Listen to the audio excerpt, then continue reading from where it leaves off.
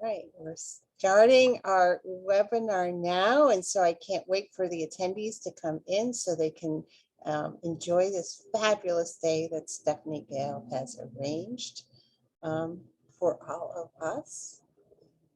And I love seeing that attendees number popping and growing and doing everything else. And of course, the motorcycles are going to drive by my apartment right now, so that's the way it goes. Motorcyclists are also excited. They are, you know, they are. They are. So as everyone is coming in and we're joining, I want to remind people to use the chat to talk to each other, but that you're going to be using questions and answers, the Q&A section, to ask questions of the panelists. And that there's closed captioning enabled, the AI. So if you want closed captioning, please hit the bottom of your screen and you will get closed captioning, which is a nice feature of this.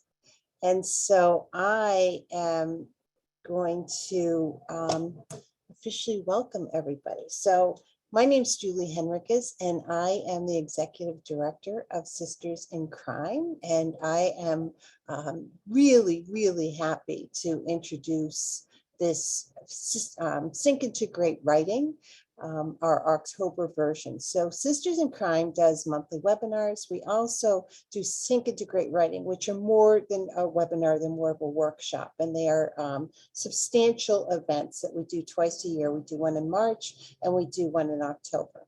And we used to do them in person before BoucherCon.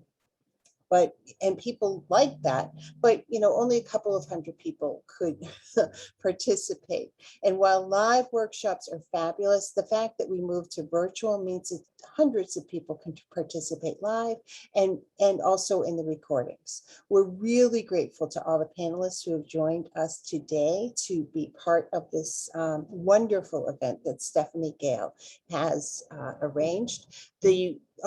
Thinking about what the Sync into Great Writing falls on the shoulders of presidents and immediate past presidents. And so she's been working on this for a month. As of yesterday, Stephanie is the president of Sisters in Crime. And I am really looking forward to working with her this year. Stephanie Gale is the author of the Thomas Lynch Mystery Series, which starts with Idle Threats. A member of Sisters in Crime since 2014, she's delighted to be part of an organization devoted to equity. She co-created the Boston reading series Craft on Drafts and served as president of Grub Street's Novel Incubator Alumni Group. A graduate of Smith College, Stephanie works at MIT doing finance stuff for people too smart to do basic math. Stephanie, thank you for taking the reins of Sisters in Crime, and thank you for being in charge of today. We got Tornado Alley chapter chiming in to welcome you, our newest chapter for Sisters in Crime. And so I am going to disappear but I will be in the background. So excellent. I really look forward to the day. Let me get my pen out and I am going to be. And am I gone? You're not gone yet. I'm not gone. I would really love if this ended with you just throwing a sheet over yourself. No. So can you still see me sitting here talking? Can people in the chat still see Julie? Because I don't care if I can still see Julie, but maybe. Yes. Okay. Oh, nope. You're gone. Huzzah. Excellent. Oh, I think the great Sandra Wong fixed that. All right, now I'm muting myself and I'm disappearing for the rest of the day. Okay, thank you so much, Julie. Hi, everyone. I'm Stephanie Gale, and I'm honored to create and live on the lands of the Pawtucket and Massachusetts people. Welcome to Sync into Great Writing. I don't know about you, but I loved back to school season when I was younger. New school supplies, new clothes, things to learn. Yes, I was a nerd. Why do you ask? So in that spirit, I've put together this Sync into Great Writing event to reflect the spirit of going back to school. We're going to visit 3 R's: research, rewriting, and wrangling your manuscript. And yes, I know that wrangling doesn't start with an R, but neither does arithmetic, and that hasn't bothered people for centuries. We have experts in each area: Teisha Allen and Frankie Bailey in research, Yasmin Angoe and Zoe Quinton in rewriting, and Kelly J. Ford in project management. That's the wrangling. We'll be asking questions of and learning from them during each of these 3 sessions. There will be time for you all to submit questions during each session, and please use the Q&A button at the bottom of the screen. And there will be 10-minute breaks built in after the first presentations. And hopefully, unlike an in-person conference, there won't be a line at your bathroom. Fall is an interesting time. You've got sweater weather and pumpkin flavor and cider, but it does signal less sunlight in our days and the approach of winter. So fall is an opportune time to learn new skills, maybe crack the spine of that craft book you haven't read yet, and approach your work with a sense of wonder, of possibility. I hope today that you gather some new tools, learn some new methods, or exposed to ideas that you hadn't considered before. I hope you emerge with newfound curiosity, or at the very least, the firm knowledge that you are not alone. You are with Sisters in Crime, and we write hand in hand, even when we're physically alone and apart. So let's come together and explore. And if you want to treat yourself to some new notebooks or pens, or even a software tool at the conclusion of today's event, I say do it. And if you want to support Sisters in Crime and buy some awesome swag like this coffee, coffee, coffee, murder, murder, murder mug, please visit our Zazzle store. Okay, today I am delighted to begin today's session with a discussion of research. Many of us love it. Lots of us have lost untold hours engaging in it. And today I hope that we can share some useful tips and tricks and best ways to approach research, whether you write contemporary crime set in a foreign locale or historical fiction, or you're looking for the very best poison by which to kill a character. If you have questions, please post them again using the Q&A button on the bottom of your screen, as they tend to get lost in the chat. Please try to keep your questions as general as possible if you can, just so that the most people attending can get the most mileage out of them. All right, today I would like to introduce our experts, Teisha Allen and Frankie Bailey. So if you guys want to start your video, that would be fantastic. Great. All right, I will introduce you and then we'll get to it. Teisha Allen lives on the lands of the Nisqually, Coast Salish, Cowlitz, and Squaxin peoples. She's worked in libraries in a number of capacities since 2008. After obtaining her master's in library and information science in 2017, she began working as a reference and instruction librarian at a community college in Washington State. Her work includes transforming tentative college students into more self-assured researchers by teaching them how to critically evaluate the information they encounter. When not working as a librarian, she enjoys staying up late reading mysteries of all types. When she's not doing homework, because she made the brave decision to start a new degree during COVID. That's amazing. Frankie Bailey lives and creates on the lands of the Haudenosaunee and Mohican peoples. She's a professor in the School of Criminal Justice, University at Albany, SUNY. She specializes in mass media, popular culture, and crime history. Her fiction features Southern crime historian Lizzie Stewart and Albany, New York police detective Hannah McCabe. Her short stories have been published in Ellery Queen Mystery Magazine and in several anthologies. 2 of the stories feature former WW2 Army nurse Joe Radcliffe. Frankie is currently working on her 6th Lizzie Stewart novel and a historical thriller set in 1939. Frankie is a past executive vice president of MWA and a past president of Sisters in Crime National. Thank you both so much for joining us today. Just to get started, to introduce you to people, in your current job, what type of research questions do you most commonly handle? Either one of you can go. I guess I can go ahead and go first. So I work in a community college library. And so as you can imagine, that means that we're working with a very diverse population, whether that's diverse by age, by race, by occupation, that sort of thing. And so the types of questions that I get vary greatly. A lot of the questions do tie to research, obviously, because it is a college. But we do get questions that pertain to other things that may not tie to schoolwork, interests that students are wanting to pursue, students that are wanting to learn more about their particular topics and getting lost in rabbit holes. And we get the occasional interesting question. One that I like to kind of say is there was a student who wanted help with deciding which dating website to use because they were wanting to create a profile. And so we spent 20 minutes evaluating different dating websites and found one that worked. So I always tell my students, if there's a question that you have, ask. There's no judgment. And if I can't answer it, we'll find the answer for you somewhere. Fantastic. What was the site that you chose? I chose Plenty of Fish. Single people take note. Frankie, what kind of research questions do you most commonly handle? Well, because I do academic work with graduate students, lots of times they come in and we brainstorm around the topic that they're doing, because I do historical research and crime and mass media popular culture. And so I often provide context. And so they just walk in with whatever they're working on, and we spend an hour or 2 or 3 brainstorming. And then there's the research that I do for myself, the nonfiction research.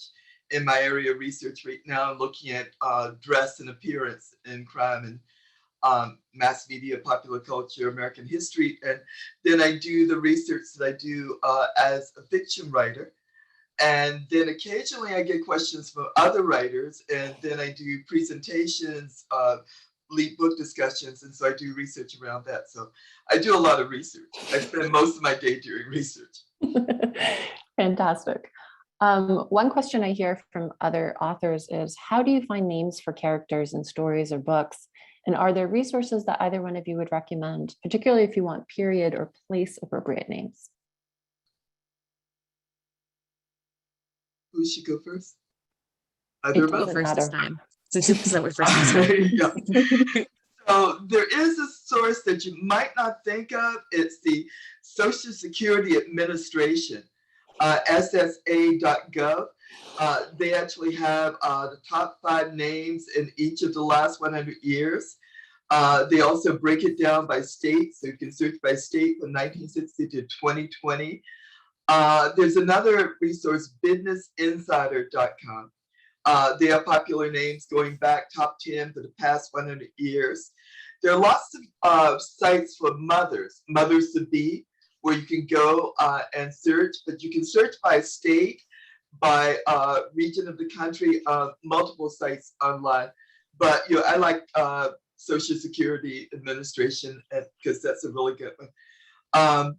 You can also, another resource that you might not think of, if you have a popular actor or actress who was born that year, then you can go back and search in the year of birth of a famous person. That always works.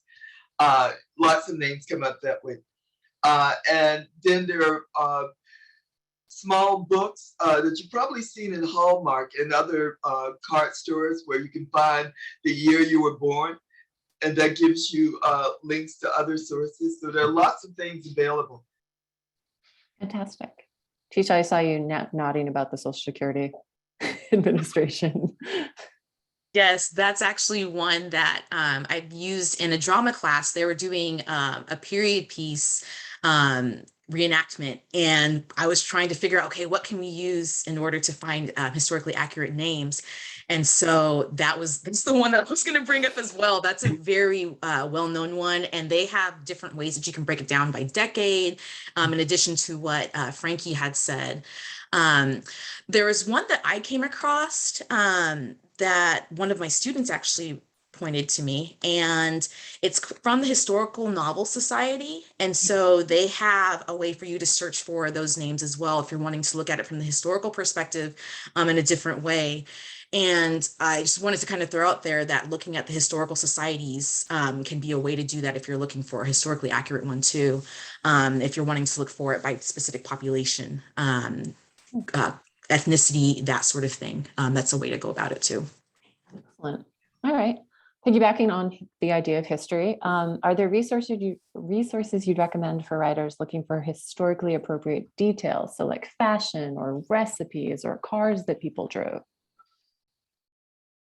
And Teisha, I'll let you go first. So Yeah, I'll go first. Of course. So this one's interesting just because I feel like there can be a number of ways you can approach this. So if you're wanting to search online, you can do searches that way. Something that I've used that's really helpful is searching by timeline. So if you're wanting to look for historical details about food, for example, you can look for, like, do a search for food timeline medieval times or something like that. Just something as basic as that can give you information that you can start with, and then you can move that on to more, if you're wanting more scholarly work, more in-depth research, then you can move that on to scholarly articles, looking at encyclopedias and other reference materials to then further that information. And so I always try to encourage those who are doing research on a topic they're not familiar with, just start somewhere. So doing those general searches and trying them out. There were a number of resources that I found just by doing fashion timeline or fashion history timeline for, excuse me. And there was a wealth of knowledge that I learned about that I had no idea about. So those would be the recommendations that I would put out. Yeah. Great, Yeah. Frankie. If you see me reaching down, my puppy's ripping up a cardboard box here. I'm trying to hold on to it. I took him for a walk and it didn't help. So anyway, yeah, I agree with those timelines. I love those. I actually have hard copies of some timelines that I picked up at Barnes and Noble. But there is also Greenwood has a series of books broken up by decade. So if you're looking like I'm not sure when it began, I think in 1900, but they're broken up so you can look at 1900, 1910, 1920, and so on. And they have lots of information about popular culture, about politics, about all of the things that would have been happening during that decade. And that's a good starting point because they have a bibliography there in each of those books. And academic articles are always useful too. You can search by the year. And of course, newspapers, we all know. Okay. Greenwood Press, Leslie, I was just looking at chat. Oh, sure. Yeah. Yep. So Frankie, I know you mentioned this in the research webinar that you did for us, but could you talk a little bit about the public information officers at police stations and how they might be useful? Yeah, public information officers. I made a note to myself so I didn't forget to mention it. So they can be civilian or they can be a police officer, but generally this goes back to around the 1930s when companies were hiring information officers. The police departments began to do this around a bit later, but particularly in the 1960s and after. So the public information officer is there to be the face of the department. And he or she is the person, or they are the person who would speak to the press. And you've seen them do that when they need a designated person to talk about something that's ongoing. But that officer is also the liaison. So if you need to reach a homicide detective, for example, in the police department, you would start with the public information officer, and that officer can put you in touch with someone who can help you with whatever you need to know.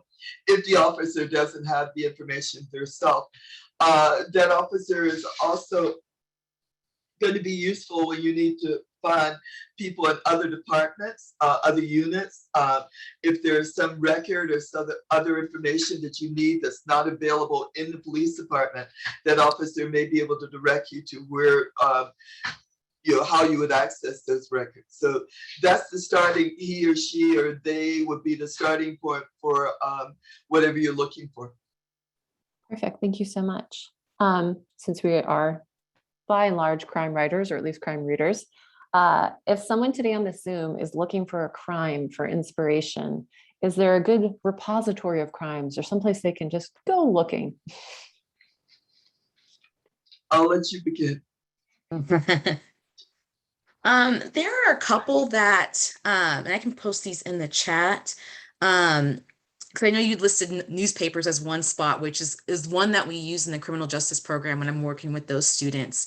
But there are a couple of databases that you can also access that are freely available online.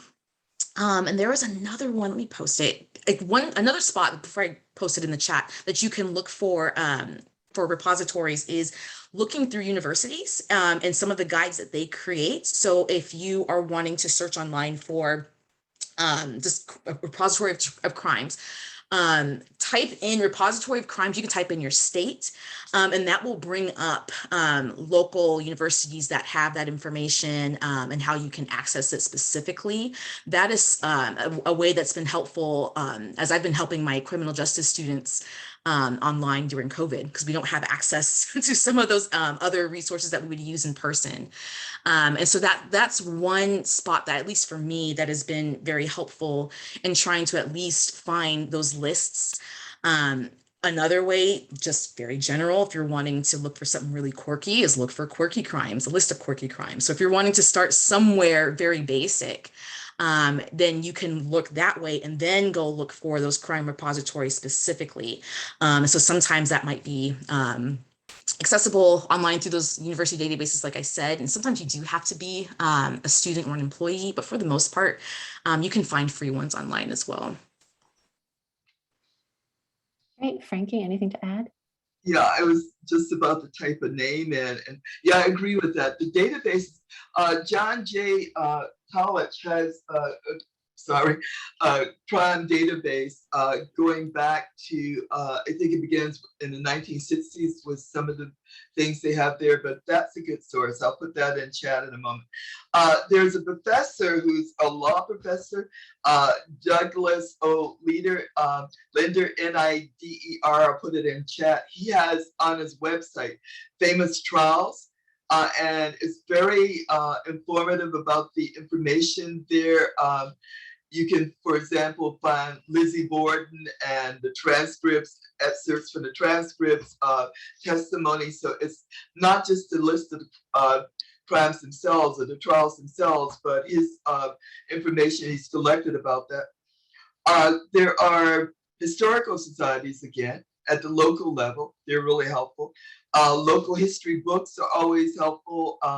History Press, in fact, has a line of books dealing with crimes, broken up by region of the country and locality.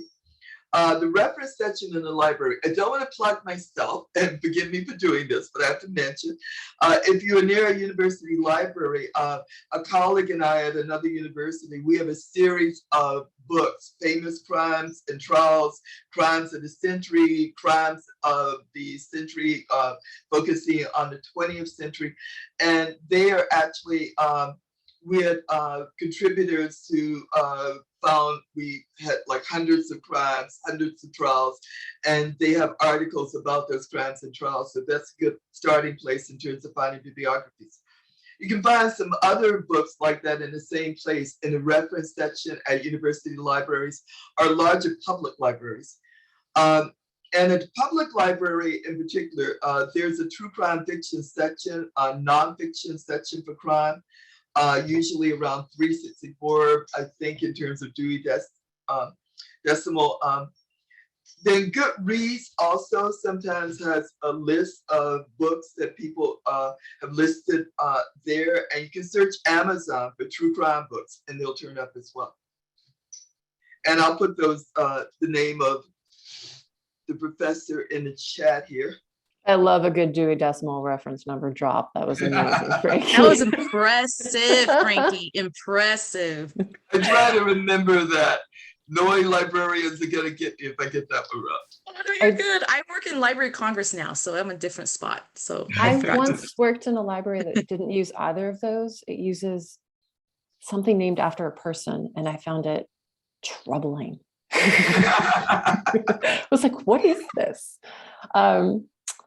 One other question that I have, because I sometimes actually come across it in books and it bothers me, and I'm actually a pretty generous reader, but I will admit sometimes if I'm reading something that's set in a different era and someone uses lingo that I know is too contemporary, it does wake me from the dream of fiction. So how can people, if they're curious as to whether the speech or the lingo that you're using are time or even geographically appropriate, are there any tools or methods by which they can check that? Besides maybe talking to their elders. And since Frankie might be typing, I'm going to throw this to Teisha first. That's fine. Goodness, I mean, there are a number of reference books and encyclopedias that are out there. Mostly slang dictionaries, that sort of thing. They exist. They exist online too. I have a link for one that I use for my research with students.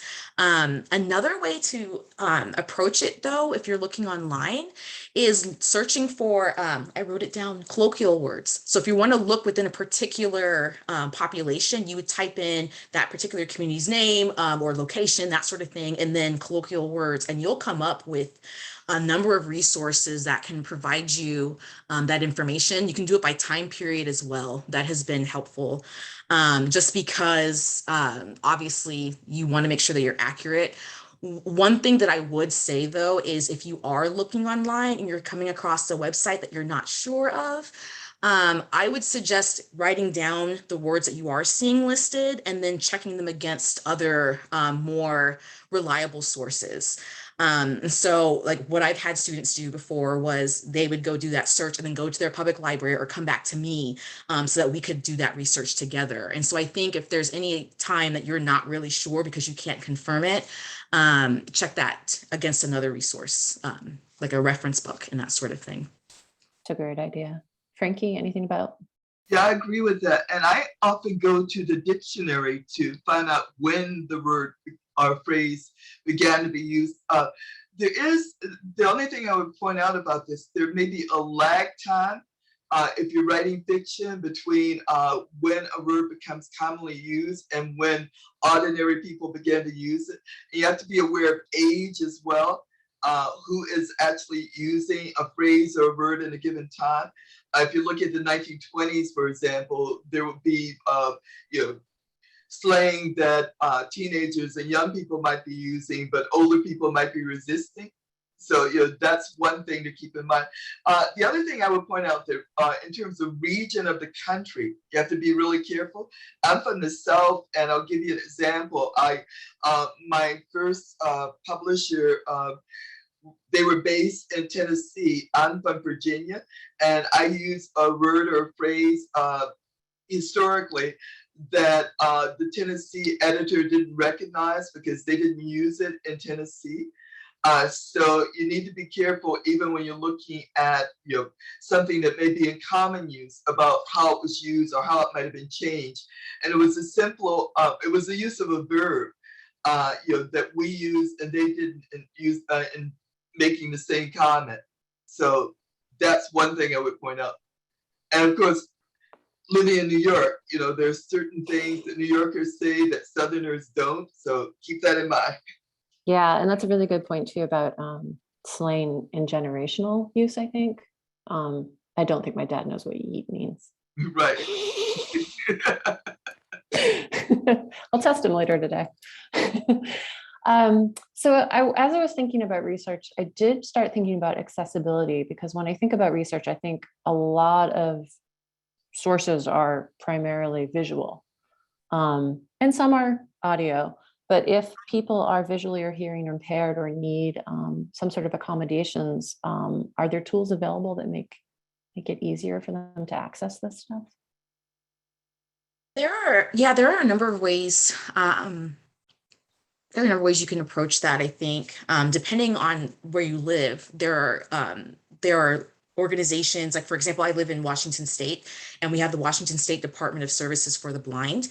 And our library and the public library that I actually worked at before would work with patrons who would come in who needed those tools to be able to do their research and what have you. And so we would connect with them. We would have the technology literally brought to the library so that they could use it there. So in that sense, that can be something that's available. I would say the best resource if you're wanting to look for that technology or even software recommendations is to go to your public library and see who those organizations are. just because they are out there, and they can point you in the right direction in terms of how to find those resources. That's something that it has been invaluable for my students and other patrons that I've worked with.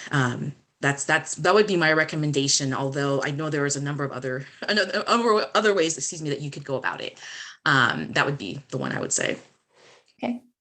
I would also recommend university campuses because they have special units that are dedicated to providing resources. So you might be able to gain access through the university, or they would be able to tell you where to find the resources for free, probably, in addition to the public library, which is always good. Perfect. All right. So when it comes to research, as we know, the internet is both a blessing and a curse. There's plenty of information, but as I'm sure you both know, not all sources are created equal. Wikipedia. So are there any tips that you can share about how to make sure that the online resources that you're using are legitimate, or show how to authenticate research that you come across, so you're not relying on one thing that you found that may turn out not to be true? There is a website, First Draft News, I'll put it in chat.org, where they describe themselves as verifying online information, the absolute essentials. And there's a wonderful article there about what you should be looking for, the things I tell my students to look for when you're trying to make sure the information is legitimate. You need to look at the source, of course. You need to look at the date. You need to look at the locale, and other information, motivation of the person who's posted the information. And I always point out to my students that one of the things you have to be aware of is who posted the information. Sometimes they are ready to use information posted by other students, because anyone can go out there and post at any point. So I'll put this in chat, but I found it as a really good location, just particularly about that article about the 5 things that you should be focusing on as you're looking at information. But I try to do what reporters do and verify my sources. You'll look for other sources and verify the source that I've already found. Particularly if you're looking at things like stats and data for how many people died in a major event or something. You're going to find a lot of different information there, and you need to look at the best source for given information. That may not be crucial to what you're writing if you're writing fiction, but still you want to have a general idea. Who was where and who was doing what. And sometimes misinformation gets passed on from one site to the other. So you need to track it back to the original site to see if it's right. Yes, that is true. Teisha, since you work with also college students trying to get them to be better researchers, what tips do you have? Yes, I think what Frankie was saying, particularly about checking those other sources and kind of backtracking, is really important. Even when you're looking at news articles, for example, and they state a statistic, if they state the organization where it came from, can you find that report that they're referencing? So even doing basic things like that can be helpful. One thing I teach my students to do, and it's actually something that other libraries use, is it's called the ACT UP method. And so it's a series of questions you can ask yourself about the sources that you're looking at. And so I'm going to post the link in the chat. This is from a university guide that was created. But you can ask yourself questions about the author, about the sources that they're citing in their paper. If you're looking at a source that has a lot of typos, for example, you might want to look somewhere else or verify that information right then and there. I think another thing that's important too is when you're researching websites, for example, when you're looking at when that information was updated, that's different than seeing the copyright date on that website. And that can fool people because they'll see a copyright date of 2021, but that just means that the license for that website was updated, not necessarily that the information was updated in 2021. That information could have been sitting there since like 1999. And so understanding that distinction when you're looking at websites can be important. And all that means is you backtrack and do that extra research. But I hope that the questions in the link that I put up there are helpful. I think that when it comes to research, you do have to take that time, because sometimes when you're asking those questions, you're thinking, okay, well, I already have an idea of how I want to approach this. you want to check your biases just as much as you want to check the biases of the person that is providing that information. And so by asking those questions of the source, you're also thinking about yourself as well, so that you are not justifying misinformation if it's in front of you, if that makes sense. Oh, I've seen some graduate student papers at MIT, and yes, it makes sense. And I like that the comment about you checking the dates, because sometimes information is updated either by the author or someone else finds something that contradicts what you've seen in that article.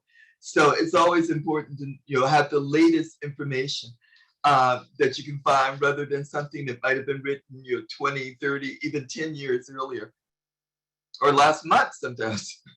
Yeah. Yeah. And something I wanted to, No, sorry, go go ahead. Teisha. No, go ahead. Something I wanted to add to what Frankie said was, if you do come across a website and you're not sure, contact the organization. Like, I've done that a few times. If I can't verify it elsewhere, send them a quick email, give them a quick call. Exactly. You can check that as well. And they will sometimes send you the sources that they use. So that's happened to me a couple of times. And so then you don't have to do that search yourself. So that's another way to verify that information. And sometimes you find an expert that way, someone who's willing to talk to you and give you additional information that might not have been available on the website. Yes. I know we are a often introverted and shy lot, but sometimes you got to talk to people. Experts are really willing to talk to people. I mean, they're sitting there waiting. I once found this great specialist on eels at Virginia Tech.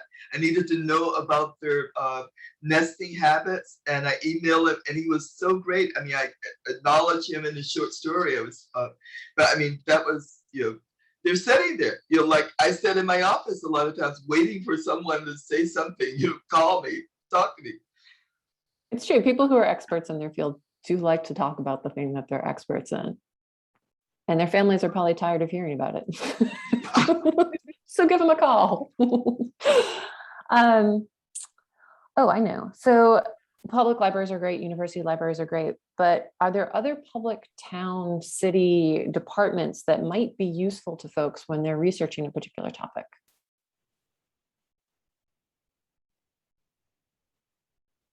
I can go first. You're both so polite. Sorry, no. Polite. We're both sitting here waiting. Go ahead. No worries. I was first class, I think. One office that I've actually, or department within the city that I've worked with quite a bit with, is the office of the city clerk. And that's been helpful when you're wanting to look for historical information about your particular city, town, what have you. They are a wealth of knowledge, and because they're having to track that in different ways, like they would be a great resource to use. I would also throw in their local historical societies, local colleges, universities. I think that's kind of a given. Also going to museums in your area, talking to the experts there. I live not that far from Seattle, and so there was a museum that was tied to music and culture, and I call it the EMP. They changed the name. I'm going to continue to call it the EMP because that's what I know it as, but they have been really helpful in providing, thank you, Sarah, providing information about music history and local artists. And so I think you can kind of go to a lot of places, ask those questions. The examples that I provided were just a few, but I think those are the ones I would stick with, but there's a wealth of knowledge in your local areas. Maybe even start with the public library and go from there to see if they have recommendations too. So many recommendations from me. Frankie? Yeah, I like the Hall of Records. They have often things sitting in dusty boxes in a back room, and sometimes you have to have the boxes brought out and go through them yourself because they're often short in terms of staff to actually catalog everything. But I really found that a rich source of the older records that you might be looking for about a town or a county or whatever. And then there's some offbeat offices within, if you go to the name of your town.gov, you get linked to all of those offices. So there might be something like waste management or something where you find, when you look at what they are able to provide on their website. You find really interesting things. Local shelters, if you're looking for information about animals. There within towns, there are meetup groups that are often useful. If you need to find a group of people who are specialists in a certain area and know a lot about some type of game or something else, they're really good to contact.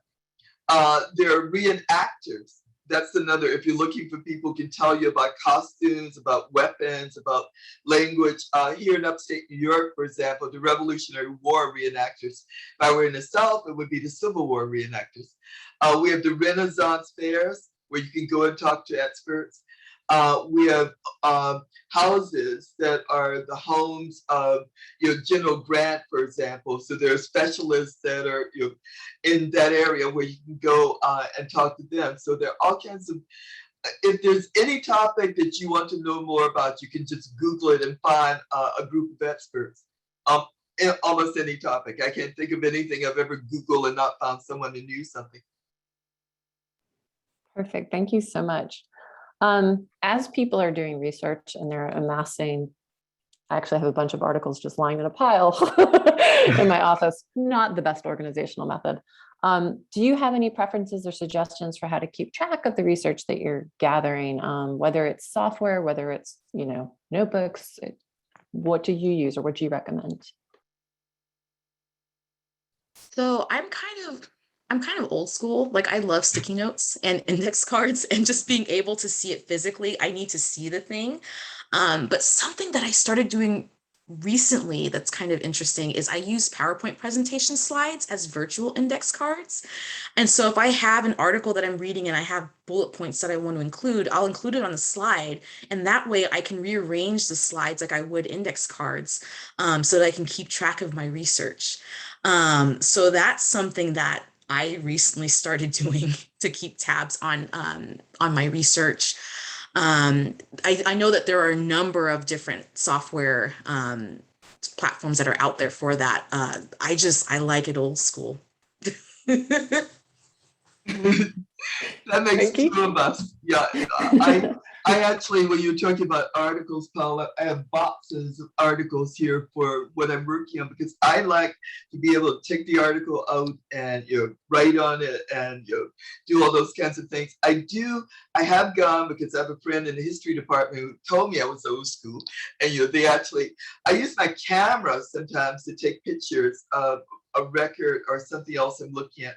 So I have it in the camera and I take notes and I do digital voice when I'm looking at something, the audio about where I'm finding it. Because the worst thing, and I tell my students this all the time, before you begin the research, set up some system, whatever that system is, whether you're using Word or keeping something in the cloud or using a journal as I do. I try not to write things on napkins anymore because that's a bad habit. I try to keep it all in a journal, one in my living room, one by my bed. But you need a system because once you get started, there's nothing worse than finding something, seeing something that you think, oh, I'm not going to need that. That's not important. And then realize once you're into the book or the story, that one thing that you can't remember where you found it or saw it, that is the thing that would bring it all together.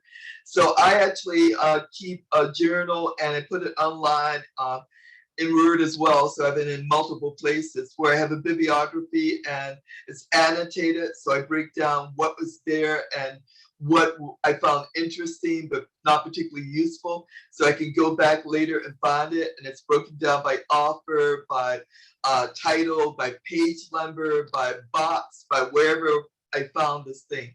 But you need to have a system even before you begin. So figure out what that's going to be so you can keep track and have it in multiple places. So if you lose a book, you have the online version of that or the audio version, which I also like. I like talking to myself. I was going to say, I have a couple of things where I'm talking to myself, and that can be helpful if you are an auditory person. Say it somewhere. The other thing too is on Google Docs, you can do the talk to text. So if that helps as well, use that as an option. It might not come out the way you want it, but you can make the edits later on. It's like when you're on your phone doing the same thing. So And I noticed in the chat, some people use napkins. Guys, Yeah, folks, I've done that, been there, thrown the napkin within the trash. I cried. as someone who does rely on Post-its, I have found many a Post-it at the bottom of a bag years later, and I'm like, oh well, that's gone Yeah, I now. tried Scrivener, and I'm not organized enough to use it. Some people really like Scrivener, some people really like Evernote. I will say, Evernote. whatever system works for you is the system for you. Like, Yeah. except maybe napkins, Yasmin.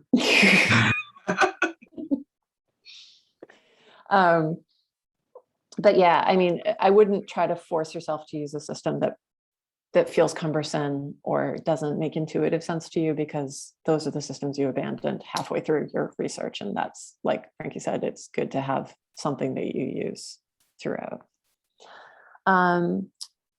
My last question, I think, and then we'll move on to audience Q&A, because I had heard this from Frankie once before, is how can you use television? Because I love the television so much. How can you use television for research? Yeah, there are lots. Well, I'm sure you all know this, being crime people. There are many television shows dealing with true crime, 48 Hours, all the more recent shows from prisoners in MSNBC, for example, on weekends, does Behind Bars, and they have prisoners talking about their crimes. And so, I mean, there are multiple places you can find it. But for television research, I like watching old television shows. And comedies are always good in terms of fashion. So I go back and I watch the old Mary Tyler Moore Show, for example. But even if you're going back earlier, I particularly like TCM. I love the movies on TCM. Even if you're going back to the turn of the century, you got the silent movies, you got the movies after that, and they are always, you can actually look at the description of the movie and then go find information about the movie and even go back to the book. So if you're looking, like I was just talking to someone about Laura, the movie, I was leading a book discussion about that. So you have the book where you can read the author writing this novel at that time, and you can see the movie made slightly later. And you can actually look at the fashion that they were wearing, how they were talking. But again, you have to be careful that what you're looking at is going to match the characters and the setting and what you're using in your book or story. So so if you're looking at the 1930s and you're watching Laura, you might find that she's wearing the height of fashion, but you have to keep in mind during the Great Depression, there's a period when most people can't afford new clothes, and they're going to the movies to see people who are wearing new clothes. So keep that in mind. Just that disconnect between what you're looking at and what you might find useful. But I also find old movies useful just in terms of slang, again, in terms of getting some sense of regional differences. So you can look at the South in the 1930s versus the North and so on, rural versus city, and get some sense of that. I like old newscasts. So if you're looking at a major event, you can go to YouTube and hear Walter Cronkite, for example, on the day that John Kennedy was assassinated. There are happier newscasts as well, but I use that a lot. There is, in New York, if you really want to get into this, you can go to radio and television museums and other places and find information. But there are a lot of old things on YouTube, or you can actually use streaming or other ways of finding the information you need. But if you just Google for whatever the year you're looking for, and then look for television shows, things will turn up. Great, thank you so much, Teisha. Yeah, I think, Frank, you captured pretty much all of that for sure. And I think there's someone in the chat that said TV shows can be bad for period fashion just because they get it wrong.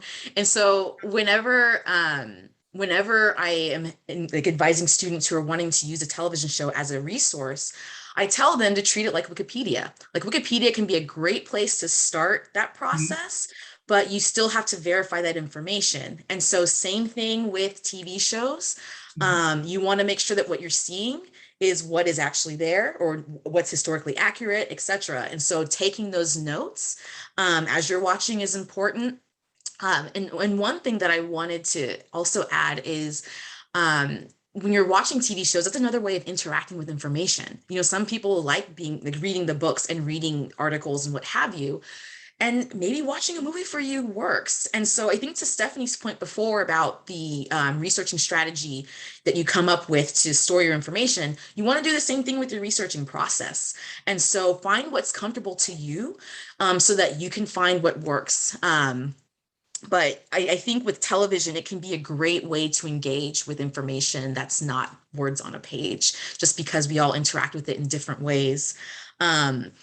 There was only one thing I wanted to add to what Frankie said about using television shows and movies, and it was about using it not necessarily to look specifically at like the movie, but also thinking about an era that movies were made in. So I think about the 90s. I'm a 90s kid, and during that period in time, there were movies that were made about grunge. So you started seeing this very grunge theme. So if you're noticing a theme within an era, you know, what does that say about that time period? And so using it as a way to locate those patterns that you're seeing when it comes to a location, when it comes to an era, when it comes to a particular population. Yeah, That's this fantastic. reminds me of documentaries made just in terms of accurate information as well. So if you're looking at the 1980s, for example, there's a whole series of documentaries like the Killing Fields of America, CBS documentary where they're going into the inner city and they're looking at violence in the inner city. So if you're looking at something like that, it's great visually in terms of what they do. But again, this necessity of double checking what they're saying and the perspective being presented. So it's a really good starting point for visual people. But again, I agree completely that it's only one source and you need to go back and check. And if you're looking at how the media presented something during that time, it would be a great source. But if you're looking at whether or not it's accurate and whether or not we would still view it the same way, you need to look at articles and other sources talking about or reviewing that documentary. Yeah. Frankie, your point about how people dress in movies, not necessarily being how people dress in real life, reminded me that I once wrote a research paper. There was a common gossip item back in the day that Joan Crawford had sold like 1 million copies of a certain dress because it was so popular from Letty Linton. And so I kind of did the math and I was like, this was the Great Depression. Movies cost this much to see. This is how much a dress pattern cost. No. You got people making dresses out of flour bags during the Great Depression. They're not. Yeah. Yes. Okay.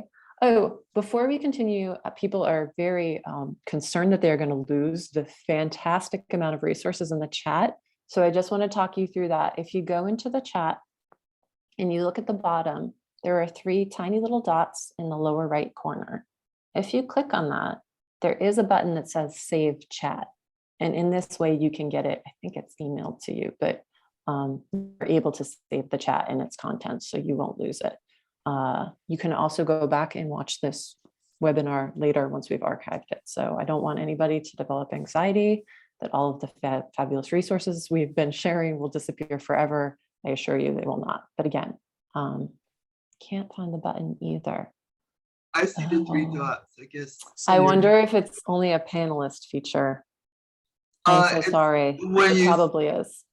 Can send a message to everyone. That's where I see the 3 dots. Sandra says we'll be curating a list of resources for later. Thank you, Sandra.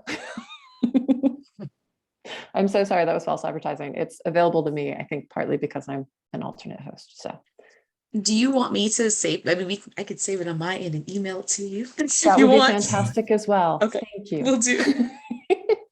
All right, let me jump to people's questions that they have been typing as we go along. Jennifer Sampson wrote, do you guys have any tips on researching the recent past? And she wrote, i.e. turn of the 21st century. She's finding a lot of volume. It's a lot to sift through. She said she felt like when she was researching the Victorian period, it was easier. Yeah.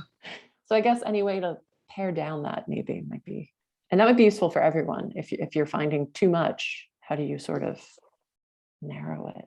Well, this goes back to timelines. I always tell my students, because many of them are looking at the recent past, to begin with a timeline. Even if I tell them to begin big and then move in. So if you're looking at, say, the 1970s, you might look at what was happening in the 1970s and then try to narrow it. So you're looking at the timeline for a year, and then look at breaking that year down into the months you want to look at. And then look at the timelines dealing with whatever topic you're interested in, clothing, dress, whatever, because there are timelines for everything. But it always helps to begin with the big picture, at least try to be 10 years, like a decade, and then move in closer and closer to what you're interested in. And once you get into that year, you can actually find books, like for, if you're looking at 1939, there are lots of books, depending on the era, the decade you're looking at. But then you can break it down and move closer and closer, and it becomes more manageable that way. But don't try to go out and look at the whole 21st century unless you just need a timeline that reminds you of what was happening in the 21st century. If you can narrow it down to a decade, it becomes easier to do and move in. That's great. I don't know if that was helpful, if that answered your question. Teisha, did you want to add something? That was essentially what I was going to say. Okay. Is start big, go small, and if there's things that catch your eye, you know, if you're like, oh, I noticed that this type of fashion was happening, or they're listening to this type of music, note that, and then take it further from there. Frankie said it beautifully. Pamela wants to know if those Greenwood Decade books are available online. They are available. You can find them at your local library, usually in the reference section. But you can also go to Amazon or your favorite independent bookstore, but they would probably have to order it. But on Amazon, they have them available, and you can search, and they're going to come up, and this becomes more complicated in the search. They're going to come up by decade. The title is the 1930s or something like that. So you should use Greenwood as in keywords, so it will pop up easier. And they do have them available used and new, and they're not that expensive. So if you're going to be using something that a lot, then you might want to order it. And I'm not plugging myself here. I had nothing to do with those. Perfect. Oh, this is an interesting question. Someone is asking, how do you find historically correct information about crime solving procedures like fingerprinting or blood types? That's like, you know, appropriate for the era, so you don't have someone doing, I don't know, luminol during the 1880s. I'm gonna recommend again, you can go to your public library and they will have some books. But if you live near a university or a college, community college, four-year college, university, and they have a criminal justice department or school, within that library, there will be specialized area for that school or college. And we have multiple books dealing with all of the topics, forensics, everything you might want to know about. And they will have the history in the background and provide all the information that you need. Or if you're having trouble, contact someone at a school or college, and that's where can they find us. And they will direct you to a law school or the collection, or in special collections too, there will be information that will give you the historical background. Yeah, I was going to actually add. Go ahead, Stephanie. Go ahead. I was just going to say, to add to Frankie's point, because we've had a couple of community borrowers come to us. It was for different departments, but that adage of going to your university to ask those questions is helpful. One thing to maybe do is, if you have specifics, write it down. If you've done some preliminary research, like if you went on Google and typed in, forensic techniques 1890s, kind of get a feel for what you might be looking for, because then that'll make it easier for them to sort through whatever information they may have. And that can be a big time saver on your end as well. Yeah. And often if there's something that they can copy, they will copy it and send it to you because you can do all this digitally, so they don't have to mail it. They can just pop it in as an attachment in the email and send it off to you. This is a specific and fun question. Any good resources to find historical stories about lost treasure? And I will say, only because COVID breeds interesting hobbies, I actually attended a lecture from a museum on the Cape in Massachusetts that is dedicated to having recovered one particular ship's treasure, essentially. And some of it's just treasure because it's old, right? Like these are artifacts that we don't have easy access to, but you might look for historical societies or museums that are interested in these things. Yeah. Any I'd other probably say the thoughts same on thing. lost treasure?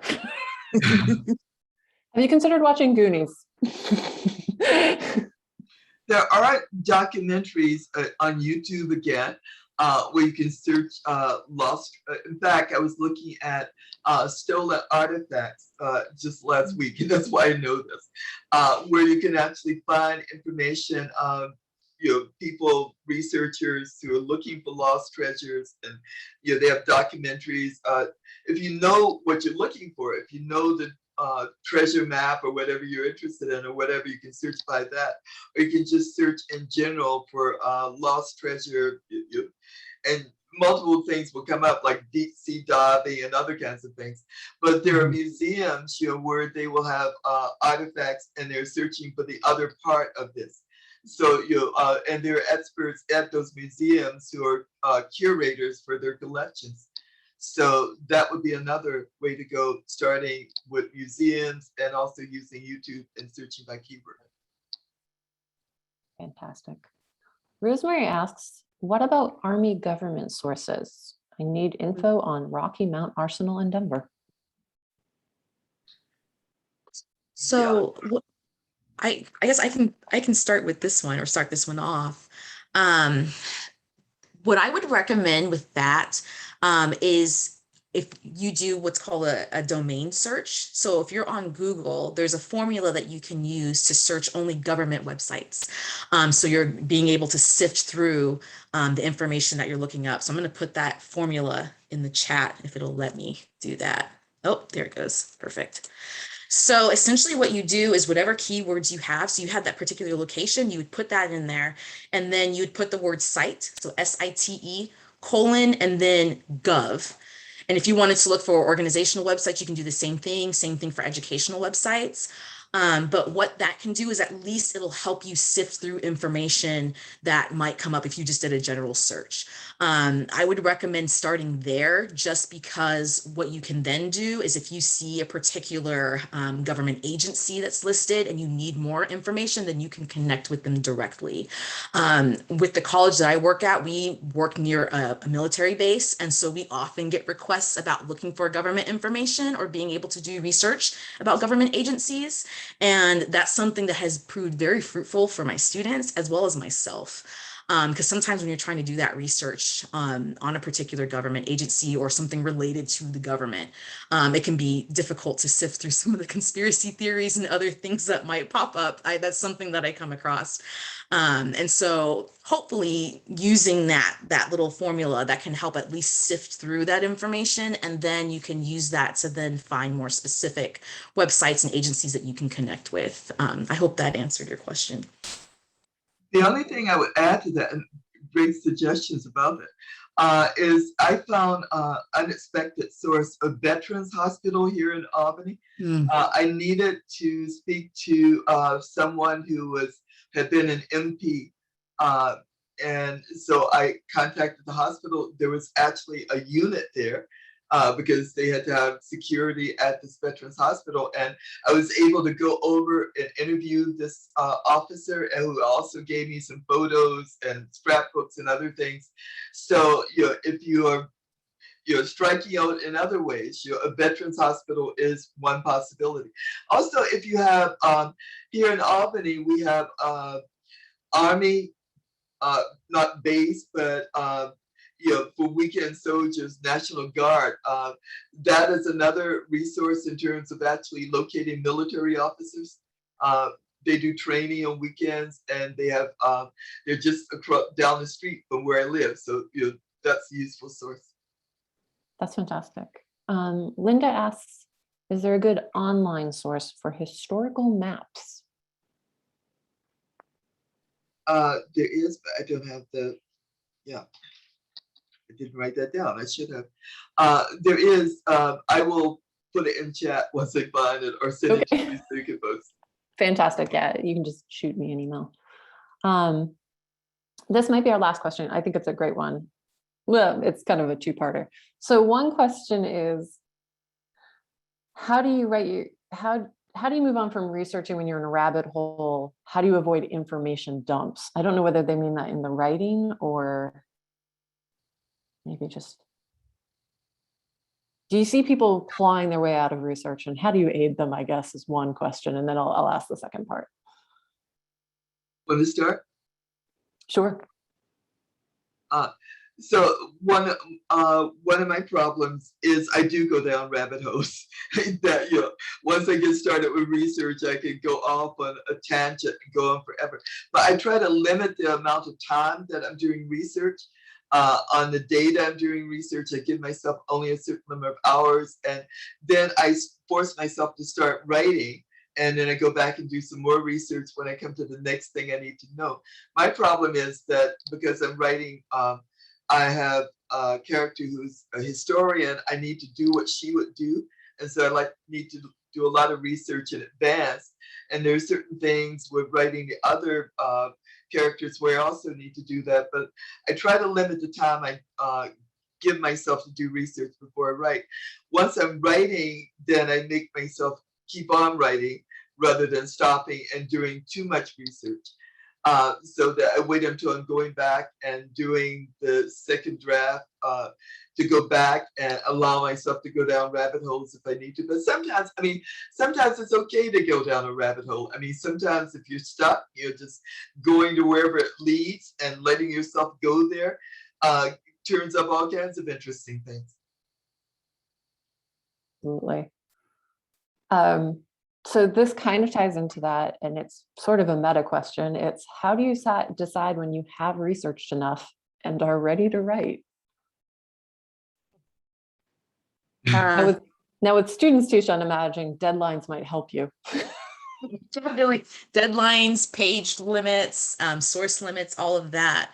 And even that doesn't stop students because it's great. And also, honey, it's okay. You don't need to go that far. I think it's difficult because I think no matter how much grace you give yourself, or if you said, okay, I've hit this point, I'm good, you're going to always be like, oh, but I could also go into this other part and expand upon that even more. And so I'm not sure if you ever get to that point, but instead you find a point where you're like, okay, I'm good. Like I'm someone who will go down 1,000,001 rabbit holes and will gladly stay there for as long as I can.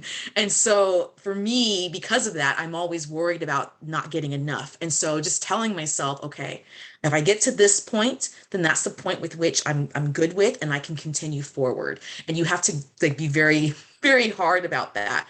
And I do the same thing with students, because there are students who really love the topics that they're looking at, and they will want to continue and just keep going. And there's a couple of students who will, even after the quarter is ended, will come to me and talk to me about that topic. And so I think the balance is giving yourself that hard deadline, but also allowing yourself to explore beyond that once that thing has been turned in or completed. Like still give yourself the chance to indulge, like Frankie was saying, in that rabbit hole, jump head on and just do it. But just set a goal and just be okay with that goal. I hope that makes sense. Yeah, one thing I do after I start writing is that I keep on reading. So last week I jumped up and down with this discovery that I made that really helped me with a character. I go back and I retrace my steps and look at the same stuff over and over again, particularly academic articles, because sometimes something pops up that you didn't see the first time. This time around, I saw an article about a woman who had lived in Nazi Germany. She was the daughter of an ambassador, and she was everything I needed for this character that I was stuck on. And so now I can look at her life and I've got inspiration, but I missed it the first time because I wasn't really looking for that the first time. So even though I said I stopped and began writing, I continue to read around that period and around looking for things that will be the key to whatever I'm trying to unlock. And I was having an awful time with that character until I just stumbled on this. This woman wrote an autobiography. She lived into her 80s. I mean, she's perfect for what I needed, but I missed her the first time because the first time around, I didn't know this character was going to exist. So I would say start writing, but keep reading. So I make my time period my nighttime reading. And that's how I happen to find her. Fantastic. That's great. There's one thing I wanted to add that, as Frankie was talking real quick, because I know we're short on time. One thing that I recommended to a student, and I'm in grad school, so I might start doing it myself because it sounded like a great idea, was when you are reading a source, particularly if it's something that is, you have in your hand or it's a document that you can highlight. When you read it the first time, use one color highlighter, like highlight it in yellow. Then when you go back, read it again. And then if you see something new, highlight that in a different color, because then you're able to capture things that maybe you would have missed the first time. But then also you can give yourself a limit to how many colors you have. So you're like, okay, I've looked at this, like I have 4 or 5 different colors. Okay, I've already looked at it enough. I think I've got the rainbow. We're good. We can stop. So that could also be a visual cue because I'm a visual person. And so that's another way to try out and see if that works, is to give yourself that chance to look multiple times. Because like Frankie said, you might find that hidden gem that you didn't see the first time, but it's also giving you that visual cue to kind of stop and end it. I love that idea of a rainbow being like, that's enough. All right. Thank you so much, Teisha and Frankie. I could talk research like for the entire weekend, but you have other things to do. Learn some things with Teisha. That was great. So this is fantastic. Thank you so much. To everyone watching, we are now going to let you have a 10-minute break so you can grab liquids, snacks, visit the restroom, do what you have to do. We're going to meet back here in 10 minutes and Kelly Garrett's going to talk about rewriting. So we say research isn't writing. Rewriting is writing. And she'll be talking about that with Yasmin Angoe and Zoe Quinton. You don't want to miss it. Thank you so much. We'll see you in 10. Thanks, guys. Bye-bye. Thank you. Bye. Hi, all. Welcome back. Today, our national board member at large, the inimitable Kelly Garrett, has agreed to host our rewriting panel. Kelly Garrett is the author of the upcoming suspense novel, Like a Sister, and the acclaimed Detective by Day lightweight mysteries. The first Hollywood homicide won the Anthony, Agatha, Lefty, and Ippy for best first novel. I'm sorry, I fumbled that. There's just too many. How dare you? How dare you? Also one of BookBub's top 100 crime novels of all time. The second Hollywood ending was featured on the Today Show's Best Summer Reads of 2019. I'm going to start fumbling this all, and was nominated for both Anthony and Lefty Awards. She serves on Sister in Crime's National Board and is a co-founder of Crime Writers of Color. Kelly, take it away. Thank you so much, Steph, for having me do this. I'm super excited about this panel. I think because I want to learn some stuff too, and we have 2 really amazing, people. So first, I want to introduce our panelist. Yasmin Angoe lives and creates on the lands of the Cherokee. I should have looked this up before. And East Tassalugoetia peoples. I'm so sorry, I bumbled that. She is a first-generation Ghanaian American and debut author of Her Name is Night. And that's actually a Amazon first reads for this month. So you guys should definitely pick that up if you have Prime. And if not, just buy it next month when it's available to everybody.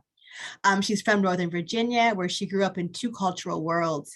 In 2020, she received the Sisters in Crime, Eleanor Taylor Bland Award for Emerging Writers of Color, as a proud member of SYNC, Crime Writers of Color, and International Thriller Writers. She was a middle and high school English teacher and currently works as a developmental editor and sensitivity reader. And when not writing or editing, she is watching movies, engrossed in a new audiobook, or daydreaming about the fact she probably should be writing. And I totally understand that one. And our next panelist is Zoe Quinton, who lives in, I should have still looked this up too, Azawas, Olone, and Popo Lachochim land. She has edited both aspiring and many times published authors, helped others find agents, and consulted on the ups and downs of self and hybrid publishing. When she's not reading for work or pleasure, which is rare, you can find her lifting weights, very nice, rock climbing, gardening, and spending time with her partner, their 2 small people, and a very loud Siamese tortoiseshell cat in their lovely home in Santa Cruz, California. So thank you guys so much for being here. I'm so happy that we're going to be able to have this conversation. So first, how are you guys doing today?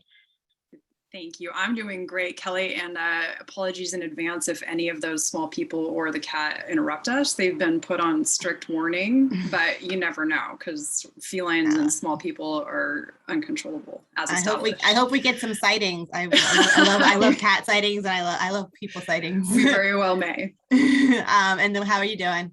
Yes. I'm doing well. I'm happy to be here and excited, and I'm reading through the chats. And I don't have small people, I have bigger people, but they still may interrupt because they don't care. It's their world, right? No, they don't care. I hope they interrupt you then. So I was thinking for this chat, I wanted to divide it into the combo into 2 different areas. I want to talk about you guys first and your editing style, and also wanted to, of course, then get tips. So first, before we start, let's kind of get the basics going. So what's the difference between, we have developmental editing, we have line editing, we have copy editing, and we have proofreading. So who can, maybe 2 of you guys take one of you guys take 2, one of you guys take the other 2, just to kind of give us a one-line explanation. You go ahead. Yas, choose what you want to do. Okay, I will talk about developmental editing and then line editing. So developmental editing really focuses on like the story structure, the character development, plot, pacing, conflict, and the motivation of the characters and things like that. While line editing comes after developmental editing, typically, and it is correcting at the sentence and paragraph structure level, looking for awkward phrasing and word choice and things like that. Well done. Yeah. Okay. And that leaves the 2 hard ones for me. Exactly. I'm like, darn. So I often will do a line edit for a client and it comes back and they ask me, why are there still errors in here? And I make sure before I do a line edit to say, it's not going to be perfect. I'm not a copy editor. Right. And I actually took a class in copy editing when I was first getting started and discovered quickly that I just don't have that mentality. It's really hard, and it takes a very specific kind of work ethic and brain, I think, to catch all of those agreements. And it's the nitty gritty. It's what people think of, I think, when you tell them that you're an editor. So the reason that people get self-conscious when they send me badly worded texts, they're like, oh, you're an editor. I'm like, I'm not that kind of editor. So it's like the real grammar and spelling stuff is copy editing. And then proofreading is more of, I would say, a pre-production type of editing. So you actually get the proofs of what a book or a magazine article or whatever is going to look like. And then you check that for errors. So even if the manuscript or article was perfect when it went into production, you check the proofs to make sure that no errors have been introduced. And it's one last chance to catch anything. So published authors will know that you have to go through your proofs right before publication, and it's a pain in the butt. Yeah. Yeah, because by that point you've read the book so sick of it many times, and you can't possibly see errors. So they're 2 essential parts of the proof or of the publication process, but they're not in my wheelhouse in particular. I think because I just had my book, as you can see, going through this process, and I had a different person for each one, and so it's good because it's fresh eyes. You get fresh eyes on who might not see it because they've read the book before. So how would you guys describe the editor-writer relationship? I actually tell a lot of people that I'm basically like a book therapist, because my ideal relationship with a client is not just for one book, but for a career. So I become kind of a consultant with them, a strategist. That's why I have literary strategist in my title, because I really like to consult with them from start to finish and then beyond that. So I have worked with several writers who have come back to me for multiple books. And it's funny because writing is so personal. And technically it's their made up story, but you get to know so much of these people's personal stories, and sometimes a little much. Like I've had to draw a few boundaries with people a couple times, because you really, I mean, it's a very intimate process. I've likened it to also being like a talent scout for child beauty pageants, because you basically have to be like, oh, I know you think your baby is beautiful, but it's not quite beautiful enough, because like this part's wrong and then that part could use some touch-ups. And so it's such a personal thing. You say your book's an ugly baby. Yes, it basically. Yeah, pretty much. I'm the ugly baby. I'm like the, what's his name? Simon, what's his name of books, which doesn't always. Yeah, thank you. So it doesn't always feel the best, but at the best of times, I like to be the therapist. Okay. What about you, Yaz? What do you, how do you describe yourself? Well, I agree with Zoe, and I love that you said, you know, the ugly baby for book, and you know, it's still a baby, it's still, you know, something that is loved and everything, but you know, sometimes, well, at least with true babies, you might not actually say, you know, your baby's kind of ugly, but you know, with the book, you can, you know, say that a little bit, and hope that, you know, the writer will receive that information. And it's all, again, it's also in how you say it. You know, you still have to always respect that person. And as being a writer, I understand how a person would feel if someone, you know, was saying, you know, there are some, you know, big things and that happens. So I try to have a relationship that is, you know, respectful. And I also like try to have boundaries and say, you know, while, you know, I'm saying something that you might get offended, you know, because this is so personal to you, you've got to kind of take your personal self out of it and really receive this as a business kind of thing, because that hopefully is good, what's going to get your book, you know, where you want it to be initially or eventually. So I try to have that respect, but I also try to have like that close. I also have, you know, authors who have returned. So I've had their books for several. And so we've got a longer relationship, and I can be a little bit more comfortable with them and say, well, you know, remember in book one, I told you, you know, this character shouldn't do this, and this character is back to doing this, and that's not a good look. And, you know, we'll quibble a little bit, but, and whether or not that author, you know, does what I suggest or not, ultimately it's always an author's decision. I try to have that relationship where they'll always get honesty from me. They'll never get, you know, some kind of, you know, I won't try to sound disrespectful or rude or whatever, but yeah, have a safe space for the both of us. Yeah, that's a good way of putting it. Yeah. So I am really good at plot. Okay. But I'm not that great with character. And so like one thing I really appreciate about my editor at Mulholland was that she was so great with character, and she kept like asking me questions to the point where I was just like, stop asking me these questions. So I'm curious, we're not talking about copy editing and proofreading, but like, are there like things that you guys are particularly really good at, like plot, character, line edits? And also, how did you guys discover that that was like something that you were really great at for the editing process? Yeah, well, for me, I think I'm really good at plot and also like character development, character motivation. I am like, I guess, your editor at Mulholland, where I ask a whole lot of questions because I always want to know why and how this happened.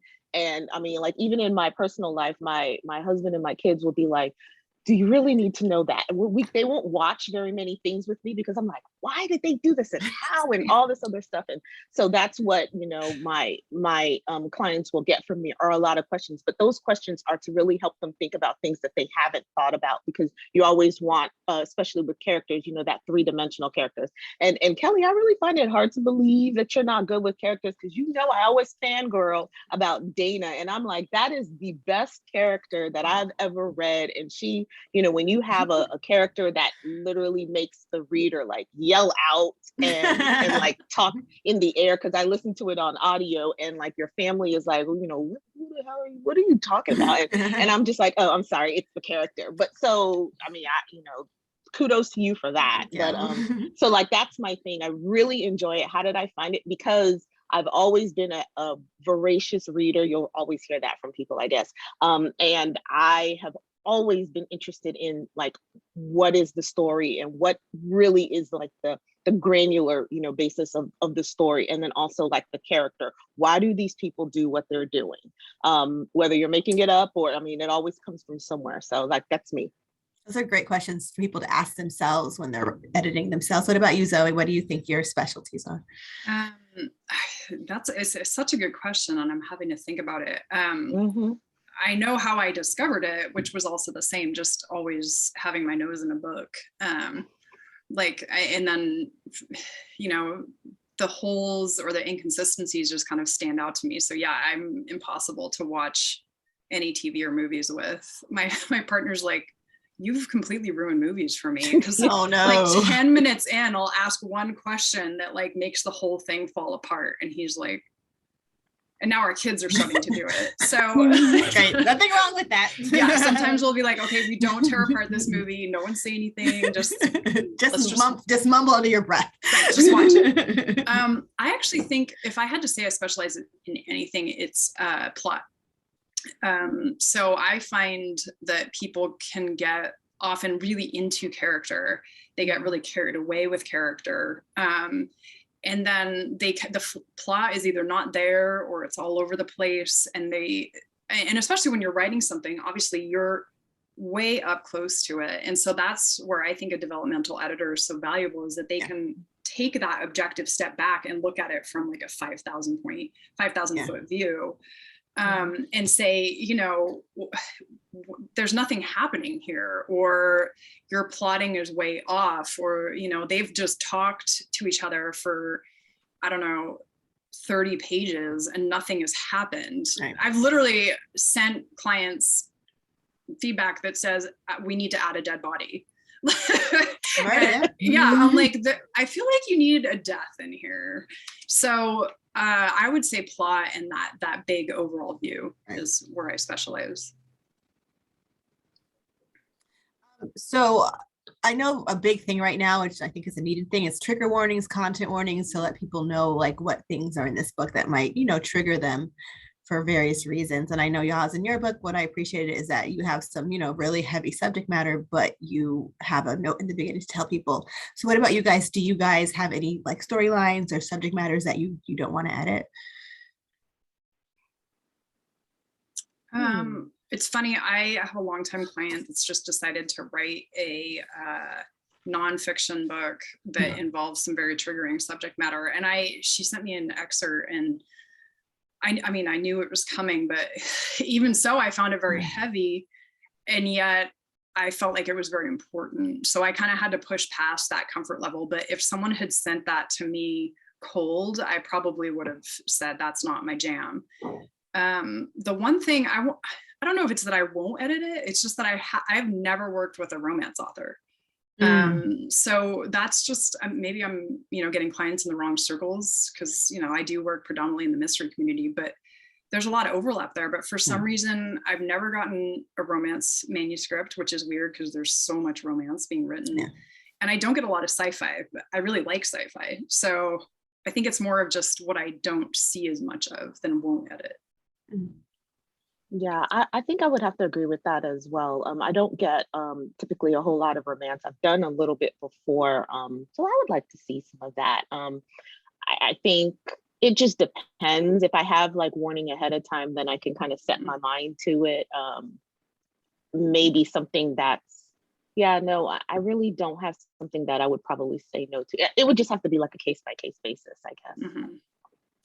I'm also curious. So when I, like, a friend will ask me to beta read their book, I'm always like, what do you want me to look for in particular? Do you want me just to read it and give you overthought thoughts? Do you want me to look for character? Do you want me to look for jokes, for lines? Like, do you guys like have those conversations with your clients? And how does, like, if someone's like, I need help with character, does that change how you edit versus I'm just looking for overall thoughts, or I'm just looking for plot, or for even line edits?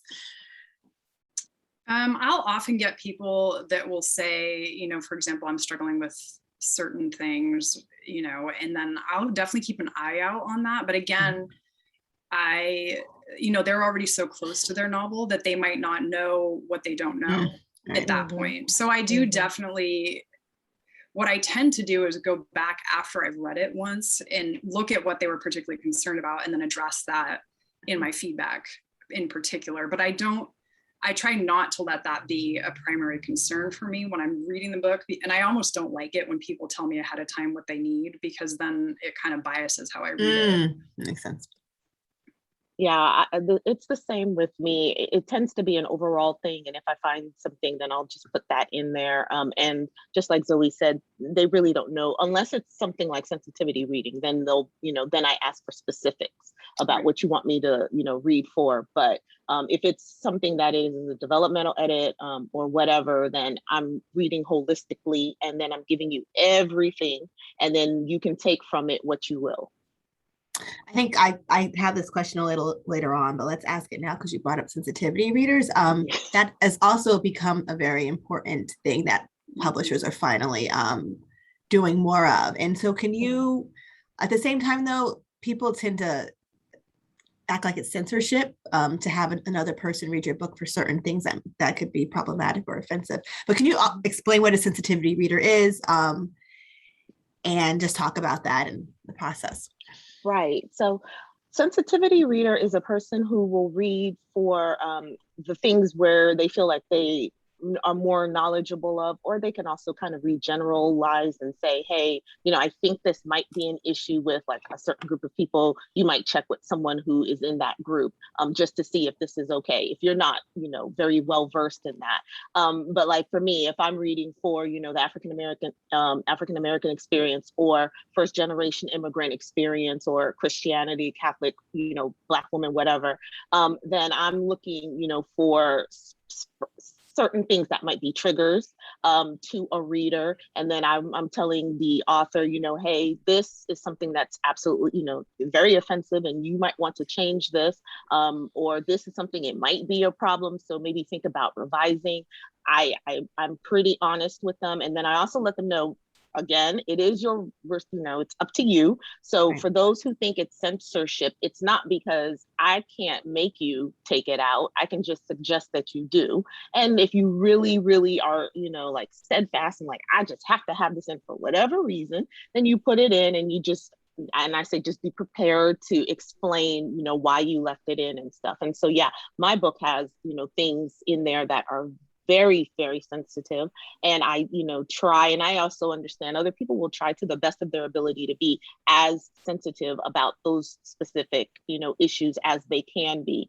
And then you let people know ahead of time that that's going to be in there, and just be prepared to explain, you know, your rationale for having it in, as I, you know, would be. And as long as you're treating it respectfully, I think people will be okay. And as long as you're not being gratuitous with it. And that's something, because I've had some things in there where it wasn't even a sensitivity read, and the author, I just had to be like, look, you're using particular words in here that shouldn't be, you know, you might get away with one, but if you're using it repeatedly, what you don't want is the reader to then think the author must feel this way, because it's your writing, right? And so what you put in your book, this is ultimately, you might say, I don't believe this, but you've got this written so many times, how could it not be? You know, and so I say that, you know, not to call anybody a certain kind of thing, but I'm just saying the reader might assume that you're like this because it is in your book throughout. And hopefully, you know, they take it out. But again, you never know until we finally find it on the shelves, and we'll see, right? Right, that you can't, like, you don't double check their work. So I'm curious to see how was your editing process when you guys first started, like, being professional editors, and like how has it changed now, the evolution? It's been, for me, I've been doing it for almost 5 years now, and it's been a pretty steep learning curve. I think I put a lot more effort in at the beginning and way undercharged. So my early clients got a lot for their money. Yes. The problem is I kind of made it up as I went along. Yeah. And I didn't, I didn't really know anyone at the time that was doing the same thing. I had a couple mentors, and what I've learned to do over the years is just ask all the questions of the people that I know and just learn so much. Like I'm constantly changing what my feedback looks like. If I do find colleagues, like I'm going to be picking Yaz's brain after this, like tell me how you do this thing. I love expanding my network of editors, because I can always refer people, and I'm always looking for sensitivity readers, by the way, to refer people to. But also because I learned so much, and I'm not proud, and it's such a subjective process that two people could read the same exact book and have totally different feedback. So there's no right or wrong in how we're doing it. We're just making this book the best that we can based on our tastes. Right. So I've just learned to, like I said, just learn from colleagues and pros as much as I can and just ask the questions. And if I don't know something, like I just started doing memoir this year, and I've had a couple, like I paid for consultations with people that I respect in the industry to say, walk me through what a memoir needs to look like. What are the conventions? What are the, what am I looking for? Just really put aside my ego and treat it like I'm always learning. It's like that. Right. I have to say the same. Zoe and I have like almost like a linear thing. You guys are gonna be best friends after this. I know. I know. But, I started. I'm going on like my third year, and I actually started through Tessera editorial. Sorry, and that is a BIPOC editing program. Started as a mentee and went through that with Krista Desir, and then came on as an editor with the staff. And so, if anyone is looking for sensitivity readers and BIPOC editors and stuff, you can always go through Tessera editorial. And then I also branched out on my own, and so through them is how I really started. And just like Zoe, we just kind of have to make it up as we go. We've got like the standards, and then are just kind of trying to see where we fit in and what works best with us. And also undercharged for a whole lot of work, because it is a whole lot of work. So you want to pay your editors and your sensitivity readers, because it is a lot of work. And if you get a good editor, you'll know that they really put their all in it, in the way that they have addressed you in their letter to you, in their inline comments, and all of that. That the love and care that they're putting in there. And so, you want to, compensate them for that. So it's definitely, now I feel a lot more comfortable with it, and I enjoy it. And I'm going to be picking Zoe's brain as well, because there's so many things that she's done that I hadn't even thought of. And I did see, if I can real quick, there was a question, a comment in the chat about, I guess, sensitivity reading, and it said, something about historical mysteries and having to use offensive language because that time. And I have to say, well, actually, because even if it is a historical, if you're writing a period piece and there were things that were offensively said then, your audience is right now. So you are writing for readers of right now, not readers of then. And so things don't necessarily need to be repeated and said for people right now to know what it is that you mean. There are things that there are descriptions that you can use instead of the actual words, and the reader is going to get it, and the reader is still going to get like the sense of that time period. But you don't want to re-traumatize some readers in repeating things that are hurtful and harmful. You don't want them to put your book down. So you really want to kind of guide around it, and maybe not. And if that word, if any word, has to be used at least once, then if you really feel like the reader isn't going to get it, which I'm pretty sure that they are, then after that, you don't have to say it anymore, and you can just kind of flow around it without actually using those words. So just always remember that when you're writing anything, you're writing for your readers of right now, not then. And so you want to keep those readers, these readers, happy and feeling safe in the writing that you have. Yeah. That's a great point. Really well said. Yeah. Thank you. Thank you. So I think you guys kind of like alluded to this with movies, but I know for me as a writer, like if I'm reading another book, especially if it's a book that's like really well written, I'm always like admiring the way that they put the words together, or I might be like, would I have said it like that? Or would I have said it some other different way? So I'm curious, like, I know that your movie experience is ruined by your professional life, but when you guys do have the time to, read for pleasure, do you find your editing mind kind of creeping in and like looking at things and making judgments and thoughts? And I actually get frustrated because now I'm used to being able to ask the author direct questions when something's not clear, or because I, like you said earlier, Yaz, I most of my feedback is questions. So I get frustrated when I'm like, oh yeah, this is already published. I can't ask them that. I don't know this person.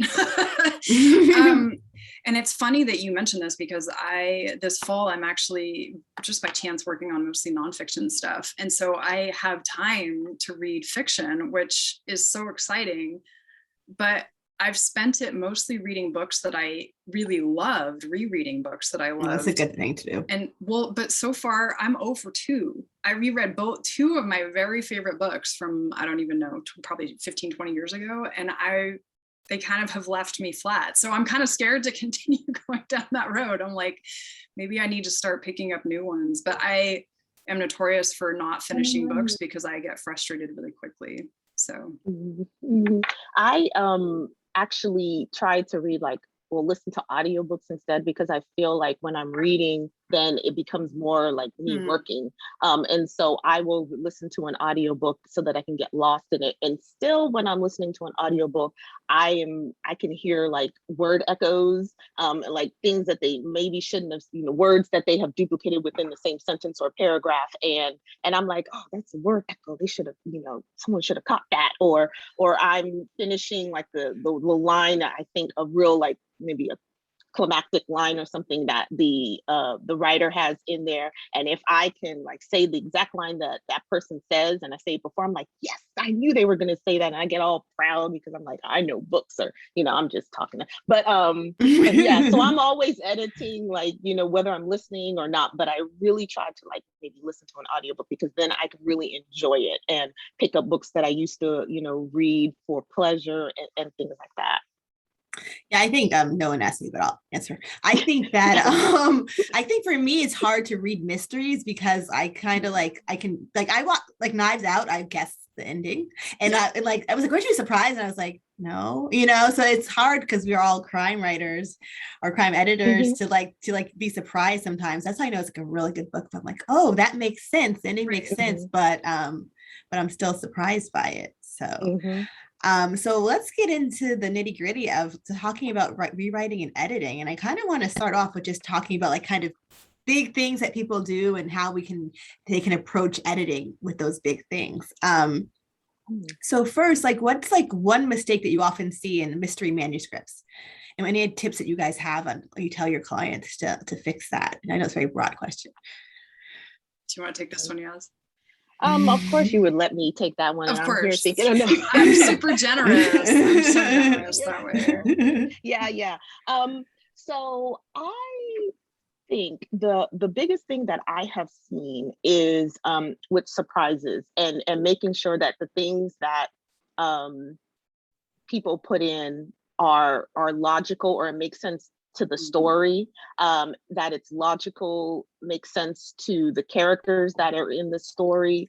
Sometimes people will throw in surprises just to surprise, the reader, and it has no, like, you're just like, what in the world? Why did you put this in here? It doesn't make any sense. Or someone will mention something and not follow up with it. Because remember, I am a why and a how person. And so if you tell me something, hey, we're going to go do this thing, and then you come back and you've not told me about this thing that you were going to do, well, then why was it important to tell me? So those are the things that I have found were really something that I find, even I do it myself. So I, and we'll talk about that, I think, a little later about like what we do if we're with our work and stuff like that. But yeah, just making sure that whatever you're putting in is logical and consistent to the story that you're trying to give to the reader.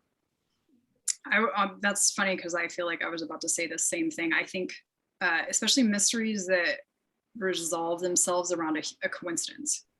So it's almost anticlimactic because you're expecting this amateur sleuth or this detective or whatever to find the answers, and then the answers revolves around it just being in the right place at the right time, or I find that really unsatisfying.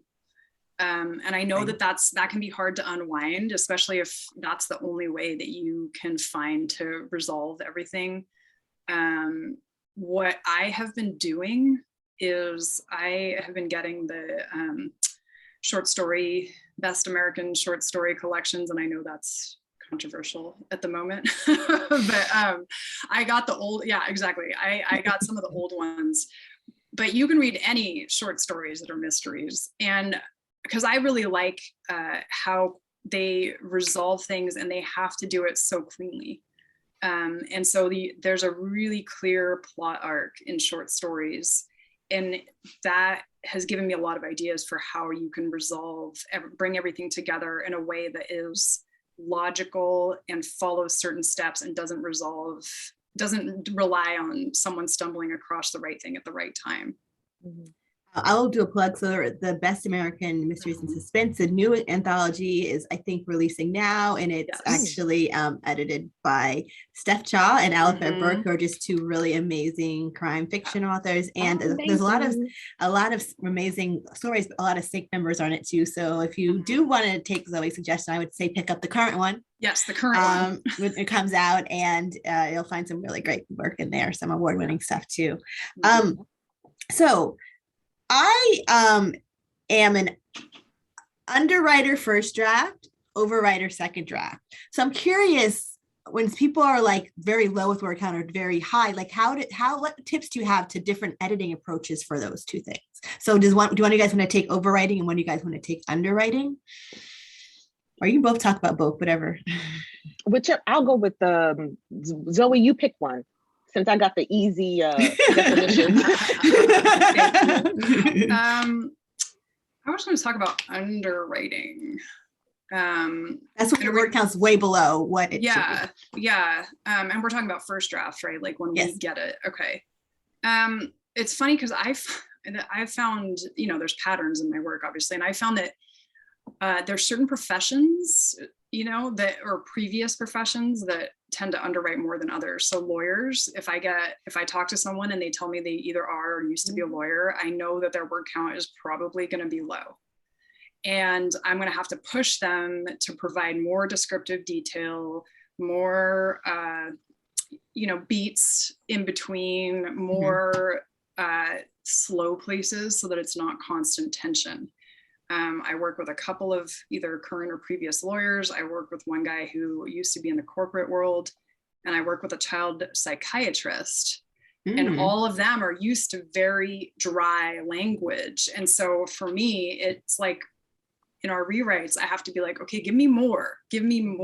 Like for me, it's actually easier to start that way though, and add. And then I've also had people who had, I don't even know, 160,000 words. And I'm like, you have to be brutal. Like, we're not talking about cutting scenes. We're talking about slashing chapters at this point. So I actually prefer to work with underwriters and urge them into going deeper. Yeah, I mean, I like working with underwriters as well. With overwriters, because I tend to overwrite too myself, so I can say it's a tough one because that's going to be a struggle. They don't want to cut anything out, and you're just like, please, but you have to. And so if I'm going in there, I'm going to tell them before I do. I'm like, okay, I'm going to go in, and you want to cut this down. I'm going to tell you where I think you need to cut it down. And you really need to, kind of take that seriously and take don't take it personal. And a lot of times, the things that they think are so important are really just like, what is it called? Purple prose and stuff like that. And just a lot of, backstory, a lot of info dump that they don't need.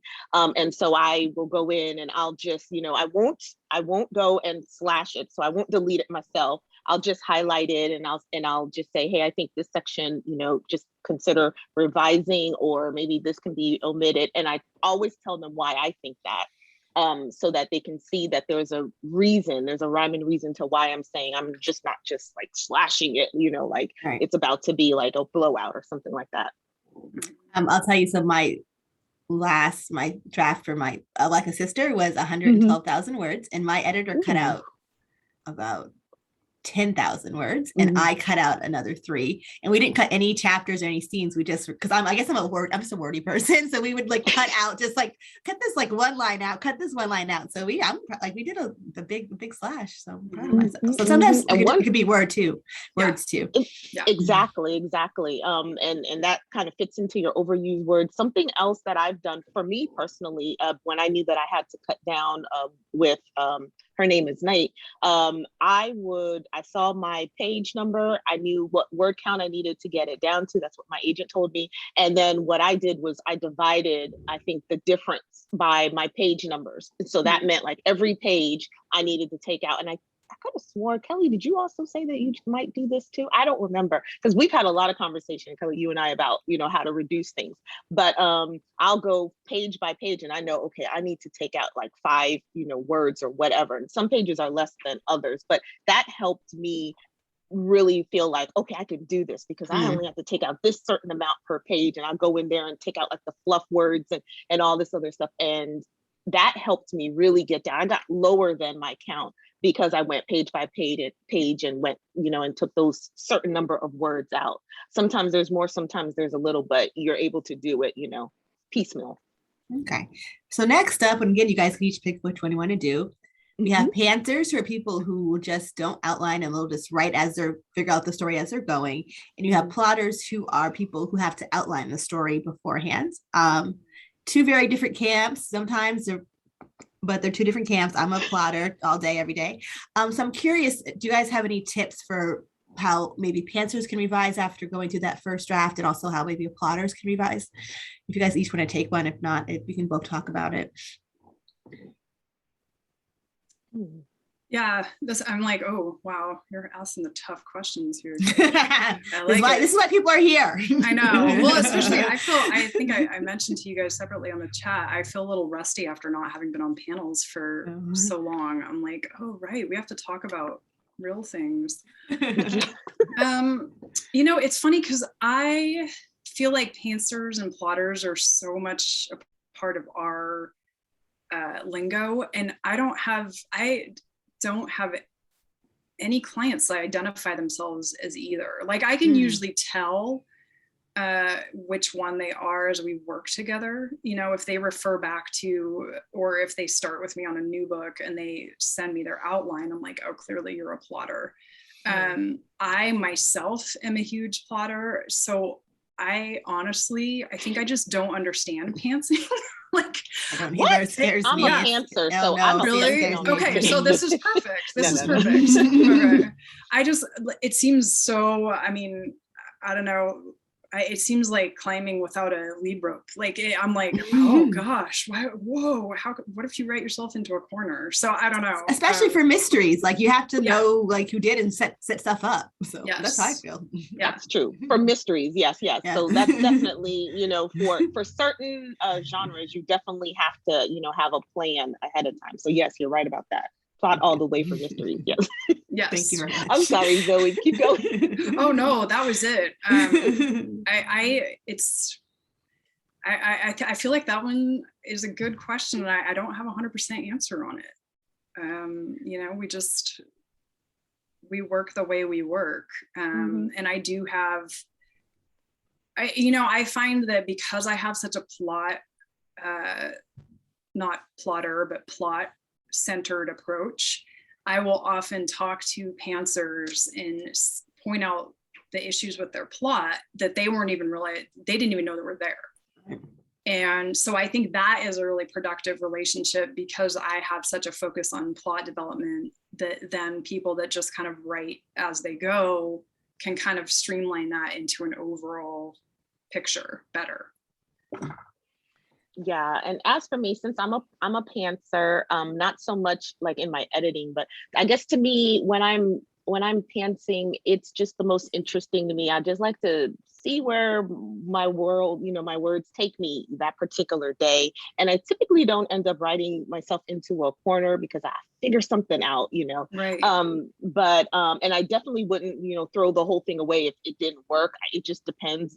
But what I have learned, okay, so that was with my first book. So with the second one, you have to the editor, give them, your synopsis and all that. And that meant I had to think about things. And that was torture. I was so mad. Stephanie and said that they're also pantsers.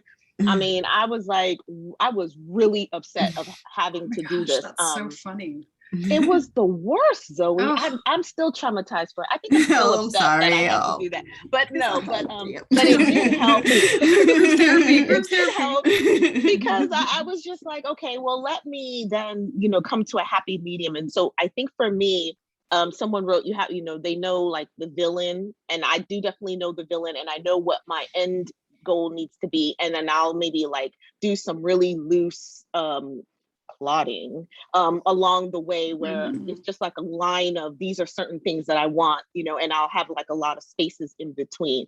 With when I am editing other people's work, I can see those who have been plotters.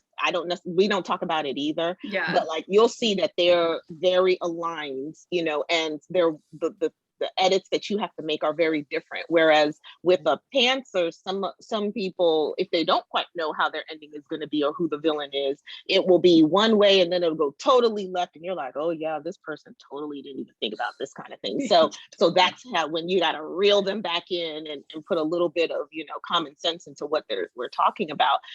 So like, that's the only way I can really tell. But like with either, definitely the pantsers take you on a ride when you're reading what they've done and where they started and where they end up. And then I have so much respect for the plotters and for you all who can like figure the whole thing out all the way through. And Kelly, you've shared with me your your mapping of how you plot things and stuff like that. And I'm just like, I am in awe of every that makes my heart happy. I'm like, that makes me feel secure. I think I'm Zoe's best friend, Yaz, and not you. I've now heard of best friends. I'm out of Sorry. here. You lost it. You lost it. It's your own fault. But it's beautiful. Like I totally commend it. And I'm like, I wish I could do that, but I'm just not. I've heard of pantsers who will outline after that first draft and then kind of look at it and kind of organize too. So maybe if you're a pantser, you might want to think about being a post writing. Someone in the comments just referred to themselves as a plantser. So, I've heard of that. Yeah. That resonates with me. We have like so many questions. I know we don't have a lot of time left, so I think I'm going to ask you guys 2 more quick questions, and then we'll just ask what the people want to know. What about in terms of if someone's a new writer, we get this with pitch wars a lot. How do I know that my book is ready to send out? That's a great question. I get that a lot too. I do. What I have said is what I can only say from my own experience. And it sounds really cliche, but it really just is what happened with me is I just knew, hey, I just need to get this thing out because this is something I want to do.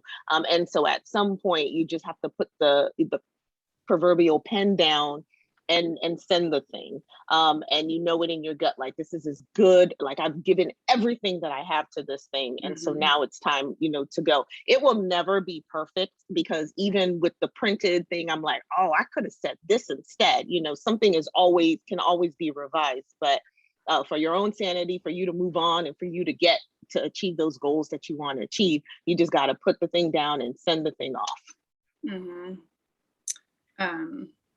Yeah, I think that's a great answer, Yaz. I tell people, I often get that question from new clients. They'll say, at what point should I come to you? And I tell them at any point that you feel stuck or you can't see your work objectively anymore, whether that's after you've written an outline of some kind, whether it's a first draft outline or it's an outline, or you've revised it I've had people that came to me after working with other professional editors and they still felt stuck and wanted another opinion.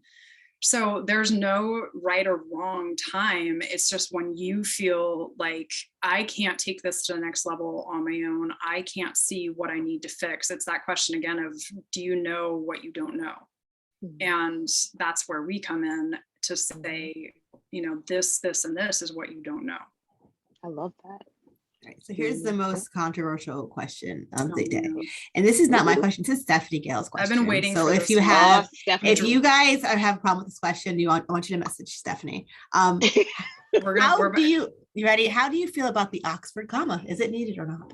See, now this is about to become fighting. No, right? Oh gosh, and I had to think about that last night too. And I mean, I actually think I'm gonna say I like it. I like it because when I'm reading some things, and sometimes if you don't have it, then to me it confuses the sentence. To me, when they're pairing up words that should be separated, and it's like there's no connection there, or like it's just put it in. It's just a little comma and just separate. Yeah. just a little comma, okay? Just do it. Just do it. It's not going to hurt you. Please, for our sanity, so we're not confused, because we don't want to be confused. We want to read. What about you, Kelly? Oh yeah, I'm sorry. Go ahead, Zoe. I had a lot of ambiguity about the pantsers versus plotters. I have zero ambiguity about the Oxford comma. I want to punch people if they don't use it. Like I get really strongly opinionated about it. I'm also a copy editor for tech writing, and tech tends to leave out Oxford commas a lot. And even if it's the house style, I will sneak it in there. I don't even care. I'm like, you need a comma there. So I'm a very strong proponent. Get comma in there, or Zoe will beat you up. Yeah, exactly. Like I have very strong feelings about this. Yeah. So I actually write for my day job too. And so the last company I was at, we did not use the Oxford comma. So I actually got used to not using it. Not just because we just didn't use it. And so I changed jobs in the new job, and also in my books, we use it. So but I always keep forgetting now. So sometimes I'll have it and sometimes I won't. I'll have to make a point to like, I need to add that Oxford comma. Right. But I am, don't hate me, guys. I'm pro. Right. I'm pro. That's what Stephanie said she is too. So couldn't hate you. She asked this question. I know, right? She started it. Exactly. Yeah, she sure did. Let's go. So we have 10 minutes left. So we have 16 questions. So I guess for those who can't afford to hire editors, can you mention any resources to guide us through the process? And that's Linda. And then also someone else asked about any books, I think later on. Also, Cheryl asked about if there are any craft books. And I have one that I particularly love, but I would love to hear you guys, what you guys say. Yeah, so I have the craft books because, I'm a teacher at heart. So we always have to have our resources and things. Mine are just right there. And, a couple that I really, let me see here. One, I like the Strunk and White, that one. And then another one that I really love is like the Copy Editor's Handbook. One that I started reading, especially for suspense and mystery, and this was a referral to me, and I can't remember where I got it, but is Suspense Structure. Sorry, y'all. Suspense, Structure, and Plot. This one is really good. When I was trying to write my thriller, and when I had to do like synopsis and figure things out, and I was like, Lord, let me do that. But this has also helped me in editing too, because it helps me to remember like what I need to be thinking of and looking for the clients and stuff like that. And then writing dazzling dialogue, and then the emotional thesaurus, because sometimes we get stagnant in how we have our characters display their emotion. And so to use that is really helpful. And what do you have there, Zoe?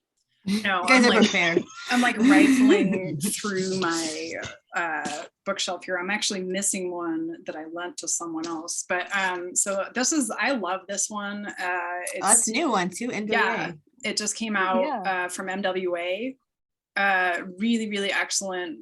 I refer to it all the time. It just came out in April. Highly recommended for the genre.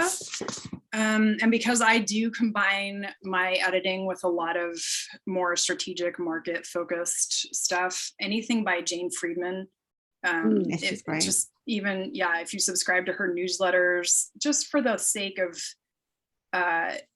you know, publishing is tough, such a tough industry these days, and you really do have to have a sense of the market. And then there's a ton of books that are like, you know, self-editing, stuff like that. I don't have any in particular. Most of mine I just pick up used at the bookstore because there's so many of them. I also highly recommend David Corbett. He is pretty active in the mystery community, and he's done a couple of, he's an author himself, but he's done a couple books specifically on character that I really, really appreciate. That's the one that is lent out right now. So all of those I would recommend. And, you know, also not just books, but classes and stuff like this is honestly the best thing, you know, just, and there's so much stuff on the internet, and I really think, and just reaching out and asking questions. I mean, that's how Yaz and I just said we, you know, started and maintain our editing businesses. At least in my experience in the mystery world, everyone is so helpful and supportive. They are. My go-to book, which I use for Hollywood Homicide, was Writing and Editing Your Mystery Novel by Hallie Ephron, who, if you don't know who Hallie Ephron is, she's from the Ephron family, which is a boss of writers, and she's just a boss in crime fiction writing. Also just really nice. And I also tell people to read their favorite books, but as writers and not as readers, and kind of look at a scene and say, why did I like that scene? Or why did I not like that scene? And just kind of, even like, I used to like outline cozy novels when I was writing my first book, just to be like, oh, this is on page 10. This is when we found the body. This, well, usually chapter 3, or, you know, and so I think that's a great thing, is just to read your favorite book again, as just as a writer, versus your reader. There's a bunch. I'm just going to skip some of the questions because we don't have a lot of time.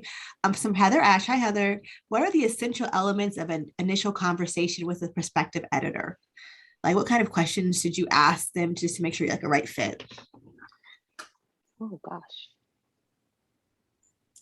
Well, so I guess, well, first you will want to send them like a sample of your work, because you want them, because they really can't answer your questions. You might not get a good feel until you see just what they've done with your work, to be honest.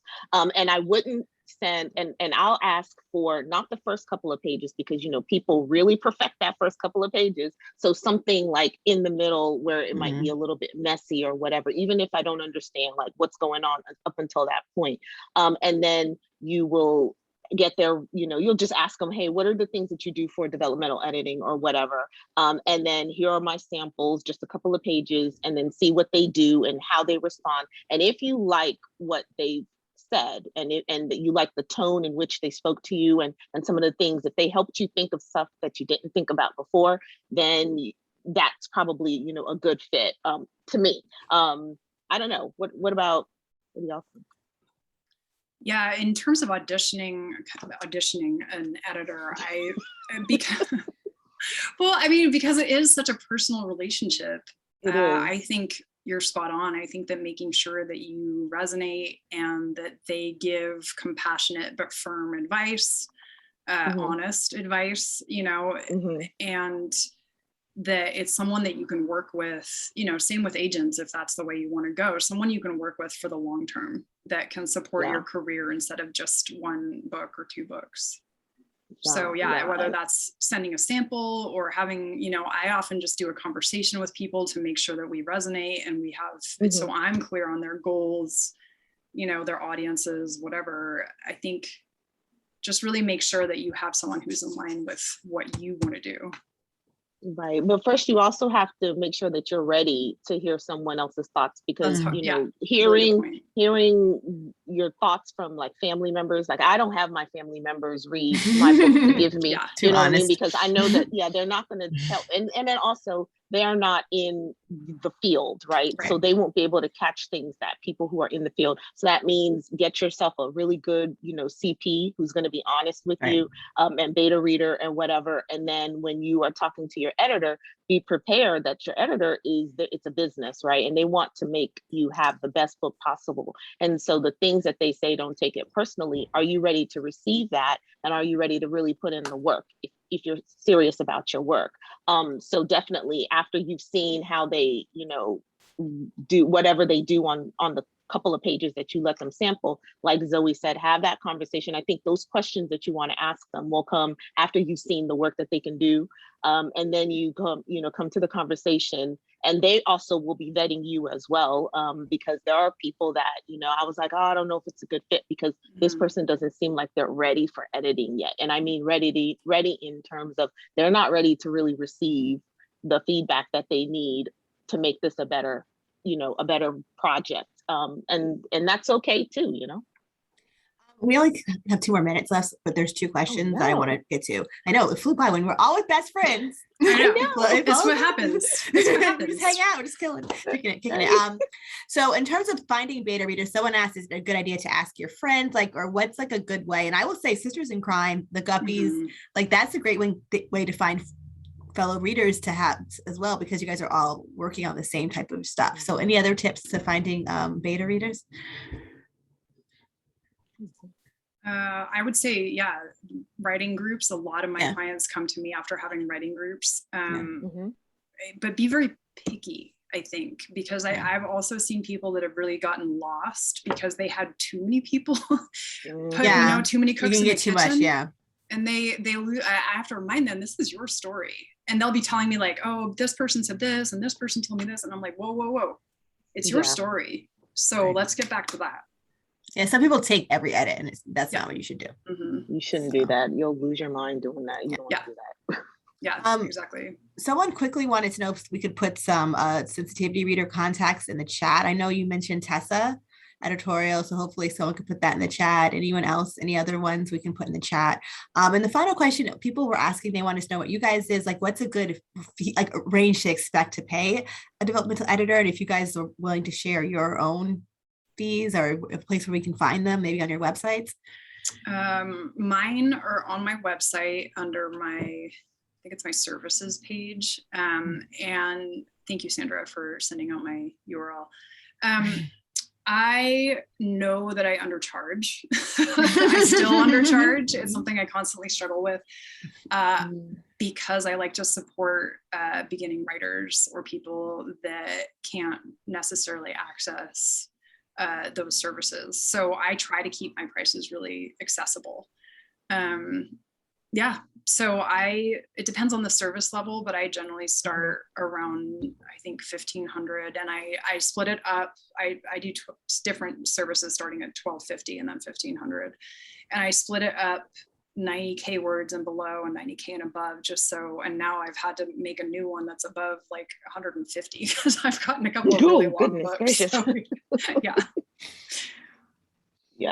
that's the same for me too. It just really depends on the project and all the different rounds that we might have to go through, and then the types of editing. Developmental editing is going to be probably more expensive because it takes a whole lot, and copy editing is also going to be something that is going to be a little bit on the higher end, but really the developmental editing, because that's the thing that you want to get everything in there that you need before they start polishing it and making it nice. And it's pretty much by the word. So it would just be something that we would have to talk about and kind of see, because I also know, what it is to start out and not to have, that much. But then also, you also have to know that it is something that that's a business, right, too. And so it is a lot of work. Please remember, it is a lot of work.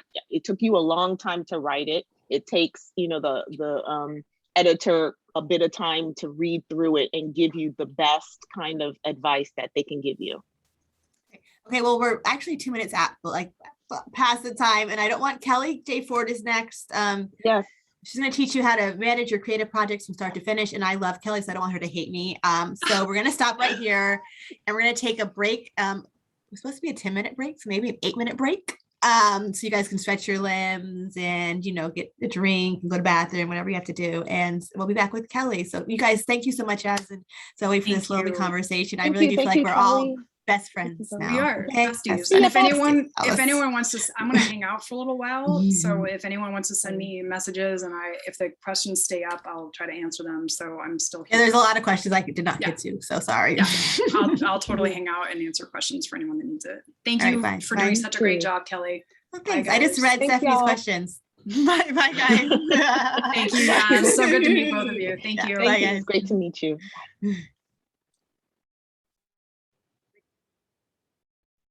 Hey, everybody. Welcome back. I think that this next session is going to be really special for those of us who may struggle with time management or simply managing our writing projects from beginning to end. Kelly J. Ford is here to show us that we can treat our work and maybe our lives like project managers. Project managers, for those of you who don't know, are the people that software programmers bitch about because they make the programmers meet deadlines. So get ready for some tough love. All right, Kelly J. Ford lives and creates on Abenaki, Pennacook, and Wabanaki lands. She's the author of Real Bad Things, coming summer 2022 from Thomas & Mercer, and Cottonwoods, named one of 2017's best books of the year by the Los Angeles Review, and featured in 52 Books in 52 Weeks from the Los Angeles Times. Her work has appeared in Post Road Magazine, Blackheart Magazine, Fried Chicken and Coffee, and Knee Jerk Magazine. She's an instructor for Grub Street Writing Center and an IT project manager. Kelly is Arkansas bred and Vermont based. Kelly's gonna blow your minds while I sneak away. I will return at her presentation's conclusion to ask her questions that you guys are all gonna seed into the Q&A, please, using the Q&A button at the bottom of the screen. Kelly, blow our minds. That's tough. I'll try not to blow your minds. But just to set you up for this, I did have terrible internet, so I did put together a PDF.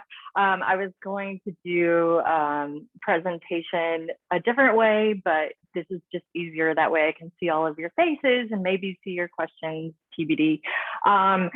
But so, as Stephanie noted, I am a project manager. But first, I just want to say thank you so much to everyone at Sisters in Crime for having us. This session has been amazing. I've learned so much. And the amazing thing about this is that everything that you've already learned today, and you've heard from Frankie and Teisha and Zoe and Yasmin, you're going to be able to apply that here. So I actually teach this class at Grub Street. And a lot of what I want people to do is have something that they can take away from the class afterwards. So my hope at the end of this, even though it's much shorter than what I typically do, is that you'll be able to have basically a personal project plan for whatever you're working on right now. So forgive me for a cheesy little PDF, but it was the easiest way to do this without, I'm going to scroll slowly without losing my internet, or my mind. So because I'm a project manager, of course I have an agenda. So just a real quick intro talking about project management. Yes, software people don't always love us, but they often do, Stephanie. But then also how you can use the phases of project management and apply it to your writing. And then of course questions. So in case you couldn't see me, now you can. But me, why am I talking about this? So I have been an author since junior high. It was really terrible poetry. I do now primarily write novels. I write Southern crime fiction, but I have been a project manager in various industries, including publishing, academia, but primarily IT and construction now since 2001. I am originally from Arkansas, so shout out to Fort Smith, Marion. But I'm in Vermont now with my wife and cat, and this is my cat Simon. I love him. He does not necessarily love me, but I do have his treats ready for him. He might be snoring, so I'm ready for him. So to begin, we always talk about trends in publishing, so I'm always like, let's talk about trends in my personal publishing. So for my debut novel, it took me over 14 years, and that's just based on a written record that I can find. There are also notebooks and thoughts and things happening. I also had 2 unpublished novels. I did use those novels or pieces of those novels for Real Bad Things, as a matter of fact, and for the next book coming out. But that took me about 6+ years and 3+ years for Real Bad Things. And that is from first draft to either publishing or trunking my novel. So part of what you might see here is that I've slowly gone down. And what has happened here is that at some point I was like, I should probably prioritize my writing over my day job, because for my day job, I definitely know what I'm doing. I'm like, yes, I know. I think it was Kelly. She was Kelly Garrett. Like, I'm so good at plotting. I'm like, guys, I'm so good at project management. I'll talk about it all day. I'm just joking. I mean, I am though. But I was like, I really need to focus on my novel writing versus my day job as much. So really, it was also a personal change, because it's a priority for me now in my life. So basically, like, what happened and why did it take me so long before? So at the time, I was working a full-time job. IT project management is very stressful. It's anxiety producing. I'm now part-time, but anyone who has anything going on, say you're a caregiver, you have things happening in your life, we're in a pandemic, it's not really conducive to creativity. I'm also very lazy. I will admit this. Part of being a project manager is always doing debriefs, which we'll get to later, but knowing what your strengths and weaknesses are. And so my weakness is I'm very lazy, and I really love reality television. Like, I will put Chopped on for hours, and they're like, are you still there? Yes, I'm still there. And so I do have a history of waiting until the last minute to do things. And as you can see, what was it, 16 years? I don't really have decades left to produce that much work. Like, if I have 5 more novels and that's 16, Stephanie will have to do the simple math for me and put it in the chat, because she knows I suck at it. But that's not a lot of time. So what I wanted to do was just apply everything I already know about project management to my project, so that I can then be more successful with completing things. And just for some context on this too, is I always approach this class for people who want to get published. Now, I don't care if you want to get traditionally published, if you want to publish short stories, if you want to do self-publishing, totally up to you. But this is kind of annoying for people who wait on the muse, because I just don't have time to wait on the muse, and that's not really conducive to getting work done. So if you're a muse person, this will probably annoy you. Sorry. So anyway, project management real quick. So all it is the TLDR is it's organization and strategic execution of tasks or activities that help you reach goals. So there are 4 basic phases, and some people make it longer, but it's very simple. We're just going to define it, we're going to plan it, execute it, and close it. And so when I'm going through this with you, it would be helpful probably for you to kind of have your piece of paper, have your laptop, whatever, and be thinking about your own work, your own project that you're working on right now, because that'll make this more interesting and more interactive for you. So one thing I do want to point out that's very important, projects have a start date and an end date.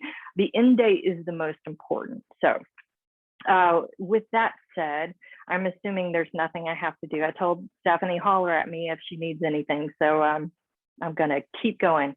Very good. Keep going. Awesome. Thanks. We're going to define the project. So I stole all these slides from like a corporate thing. Sorry about that. I didn't have time to be more creative. So when we're talking about defining projects, it's a very simple want statement. Because I work in project management, say one of the things they typically teach you in project management is about house building. So when you think about wanting something and thinking about your writing projects, think about, say, I want to have a house. That's a very broad statement, right? But I want to. So say I want to complete a novel. That's pretty basic. But if you think about it, you can also think about, what does that novel look like? How do you really create a project plan around, I want to complete my novel? How do you create a project plan around, I want a house? There are so many different things in it. So part of what I do when I'm thinking about project management for writing is trying to take this giant amorphous thing that is overwhelming say, I need to write a novel, and try to break it down into more manageable pieces. So my ex used to say, you know, how do you eat an elephant? And it's one bite at a time. So I do not recommend eating elephants. I wouldn't know, but they're gorgeous creatures. We won't be doing that. So one thing that a lot of you may have heard of, especially if you work in corporate America or academia, is SMART goals. And I really hate this because it's usually around performance management, and I hate performance management, stupid. But I do appreciate the goals because I kind of use the SMART goals, which is an acronym.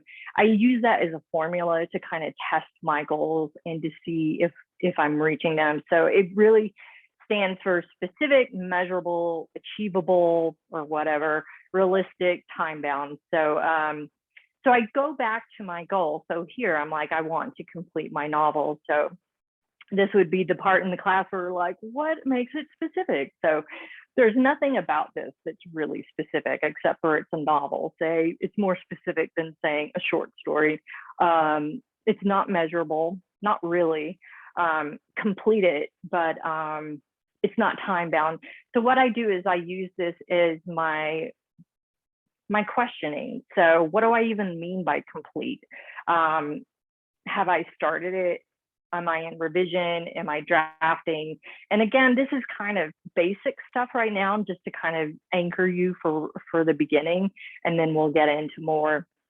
But also, what's my genre and when is it due?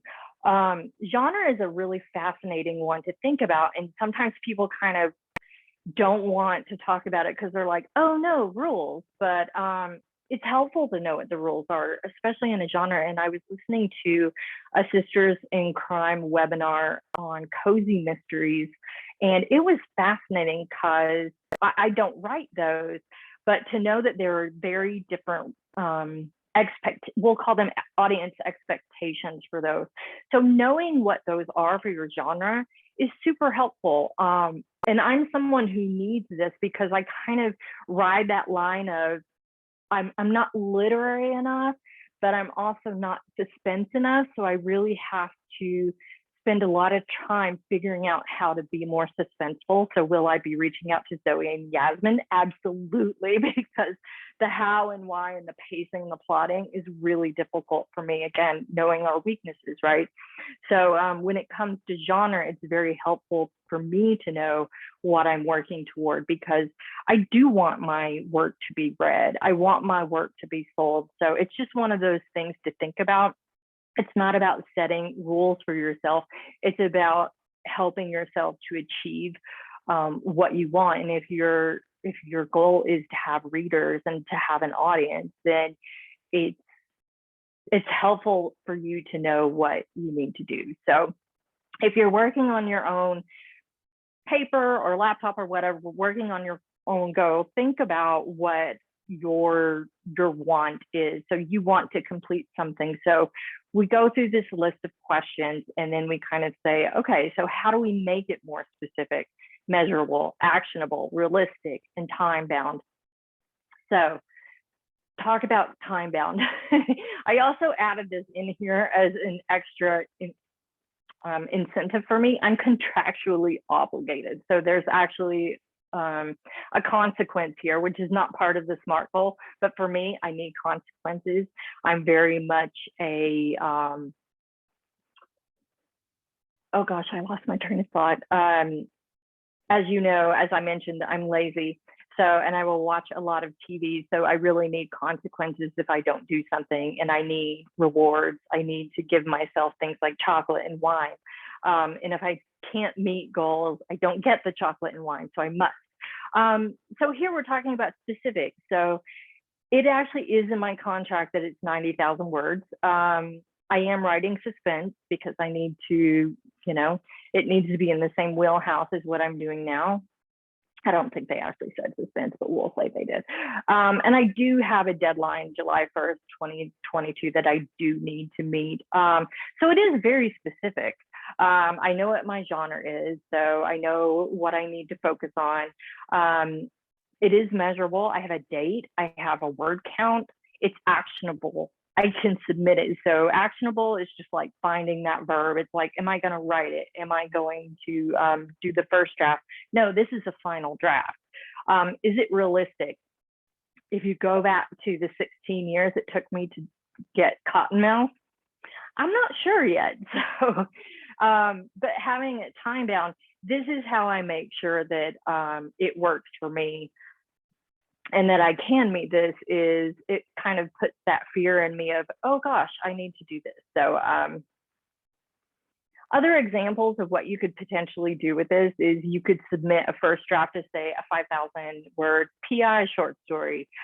There could be an anthology call that's looking for very specific things. So going back to genre, a lot of the anthologies, they're looking for very specific things. So knowing that will help you.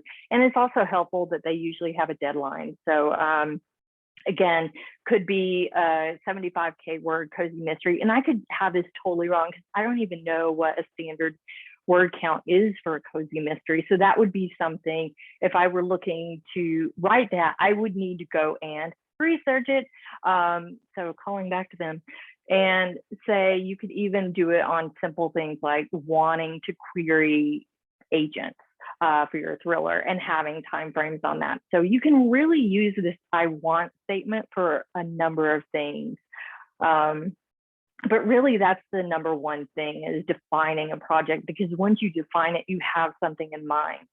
And the biggest part of project management is always the planning. And one thing I want to preface with this is that when you're planning a project, this is not pantsing versus plotting or somewhere in the middle. You can be a pantser and still plan. You can be a planner and still plan, or a plotter and still plan. So this is all about just having a path forward so that you, again, don't have this giant idea of, oh gosh, I have to write this thing, write the thing. So it's kind of removing that and putting some goalposts, you could call it, and having kind of a to-do list, but a better than to-do list. So a lot of what we do in project management, I'm gonna throw some treats at my child. So a lot of what we do in project management is kind of called a work breakdown structure. And this is just a way of taking something big like write a novel and breaking it down. But first, to begin with projects, so most of them fail, and this is always just funny to me because I'm a weirdo in project management, but because there's a lack of focus and unclear objectives, which was certainly the case with Cottonmouth. And part of that was just that it took me that long also because I was learning as I went. I was using that novel basically as my own personal lesson plan. So much of that time, maybe I'd say 8 years of that, was me kind of chugging along on my own and using craft books and reading a ton. I know the previous panelists had mentioned reading other books. So important, and kind of breaking down how other books work. And so it was a lesson as well. So it wasn't just, you know, going back to the drawing board, but I am very tenacious, but also unrealistic schedules, missing skill sets. So again, you know, I never set out to be a suspense writer. That was totally by accident. So I had a missing skill set of knowing what that is. And I will definitely, you know, be getting those craft books that were mentioned in the last session. And then of course, unexplained mysteries, which is my current issue with my current book, is I don't know what the mystery is. So anyway, that's just for fun. Right. So when we talk about the dream, so we're going to write it, we're going to revise it, we're going to finish it, get an agent, get published, and we're going to get rich, of course. So when you go back to those SMART goals, right, you can look at any one of those. I always pick get rich because it's like, we can't control that. Of course not. It's not realistic that we're going to get rich. Would it be great? Of course, I want us all to get rich. But the only things we can really control here are the first three. We can write it, we can revise it, and we can finish. And so that's what project management is always focused on with the writing, is finishing the thing. So without that piece of work that we want to submit, we can't get to the other places. But when you're talking about the work breakdown structure, you can take any one of these things. So writing it, revising it, getting an agent, even getting published, you can break it down into more manageable pieces. So what we'll do is we'll look at get an agent. So we know that you don't just get an agent, unless maybe you're one of those famous bread loaf people who just, you're fancy. I am not one of those people. So breaking it down, getting an agent. So what do? You have to finish the book. You have to write a query letter. You have to research agents, hit send out more after rejections, because most likely you will get rejections. It's just numbers game. And then rinse and repeat until you get one, or you start working on something else or do something else. So this is just a quick example of what it means to just break things down to a smaller level. So moving along, going back to our goal, and definitely take a look at your own goal. What we're going to do is we're going to break down our own goals and figure out what we need to do to meet it. So remember, I'm contractually obligated to submit this 90,000 words by July 1st. So just so you're aware, I have about 45,000 words written of this. This is a real example for me. It's a first draft, so that's tight. But look at your own goal. And what we want to do here is we want to start listing out, like, say, 10 items. And again, this is just for explanation purposes. It's like the express lane at Walmart. We're just doing 10 items or less. It's just to make it simple for us. But just know that for me, at least, some of these lists go like 100. It is what it is. So if I break my own goal down, what I know I need to do. So this is where the wrangling part comes in. So really thinking about your goal as if it's a project and how you might accomplish that, how you can achieve that. So say for me, I am a pantser to a point, and then because I struggle so much with pacing and plot, I really have to stop kind of midway, because at the midway point, I know I have my characters. I love my characters, but what are they even doing? How are they even going to come together? So at that point, I kind of, at the 45,000 stage, I kind of stop myself and say, okay, I need to know where I'm going now. I have some of these are going to be very esoteric, but like writing hunt clues, this is just a thing in my book. There's a town rumor. I got to figure it out. I send my book to my betas for feedback. Really good point earlier about, finding the right betas for you. Certain people are not going to be great for you. So that could be something that you even put on your own schedule of finding betas. It could be through Sisters in Crime. It could be through Twitter. Pitch Wars is amazing. I was a mentor last year. Lots of people find each other that way. But then I'm going to incorporate the feedback from the betas. I'm going to read my draft aloud. That's just something I like to do personally. Finalizing POV characters, because right now it's just this wide range. I update my synopsis as I go along, just because I find it so harrowing to write a full thing at the end that I just try to keep track of it as I go. And it just helps me as well, because I have a heart. I just am juggling a lot of things. So it helps me to keep track. I create a map of my town. This is just a setting detail that I love to do. It helps me to anchor myself in my place and in my novel. And then another weakness I have, all I'm talking about is my weaknesses here, but you know, it's good to know what you need to work on. But I need to outline what every character is up to in every single scene. And part of that is just knowing that I can often get to the end of a draft and it can be like, and this happened, and I have no idea how I got there. And so everyone calls me out on it, betas, editors, like, what were they doing? Why are they doing this? So I'm just trying to get there sooner than what I have. So if you look at this, you have a pretty good to-do list, and that's really all this is. It's a to-do list. It's taking that big, hard thing and cutting it down into an easier thing. But it's also important to look at your list and think about priorities, because everything is important, but not everything is important right now. So going back to construction, I'm obsessed with the bathrooms. Like, I know where all the bathrooms are in Boston because I'm just have this fear that I'll never be able to find a bathroom when I need it. So when you're thinking about house building, it's like, yes, a bathroom is so important, but it's not important if it's not as important as walls. It's not as important as electricity, that sort of thing. So yes, it's important, but it's not as important right now. So it's really good for you to keep looking at your list and look at it in terms of what's a high priority for you versus a low priority, high effort versus low effort. And so what you can do with your to-do list to make it even better. And so everything I'm doing at this point is just like, here's a goal, here's a to-do list, so you're just leveling up your plan with each of these actions. But at any point you can stop, because some plan is better than no plan.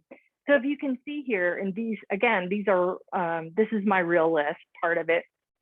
So I've gone through, and you can see, say, for my rough plot outline, it's a very high priority for me, and it's a very high effort.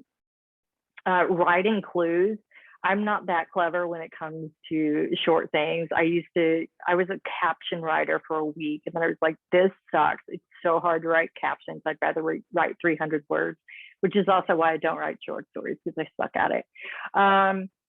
So that's hard, and it's a high effort for me. Doing a map, that's so easy.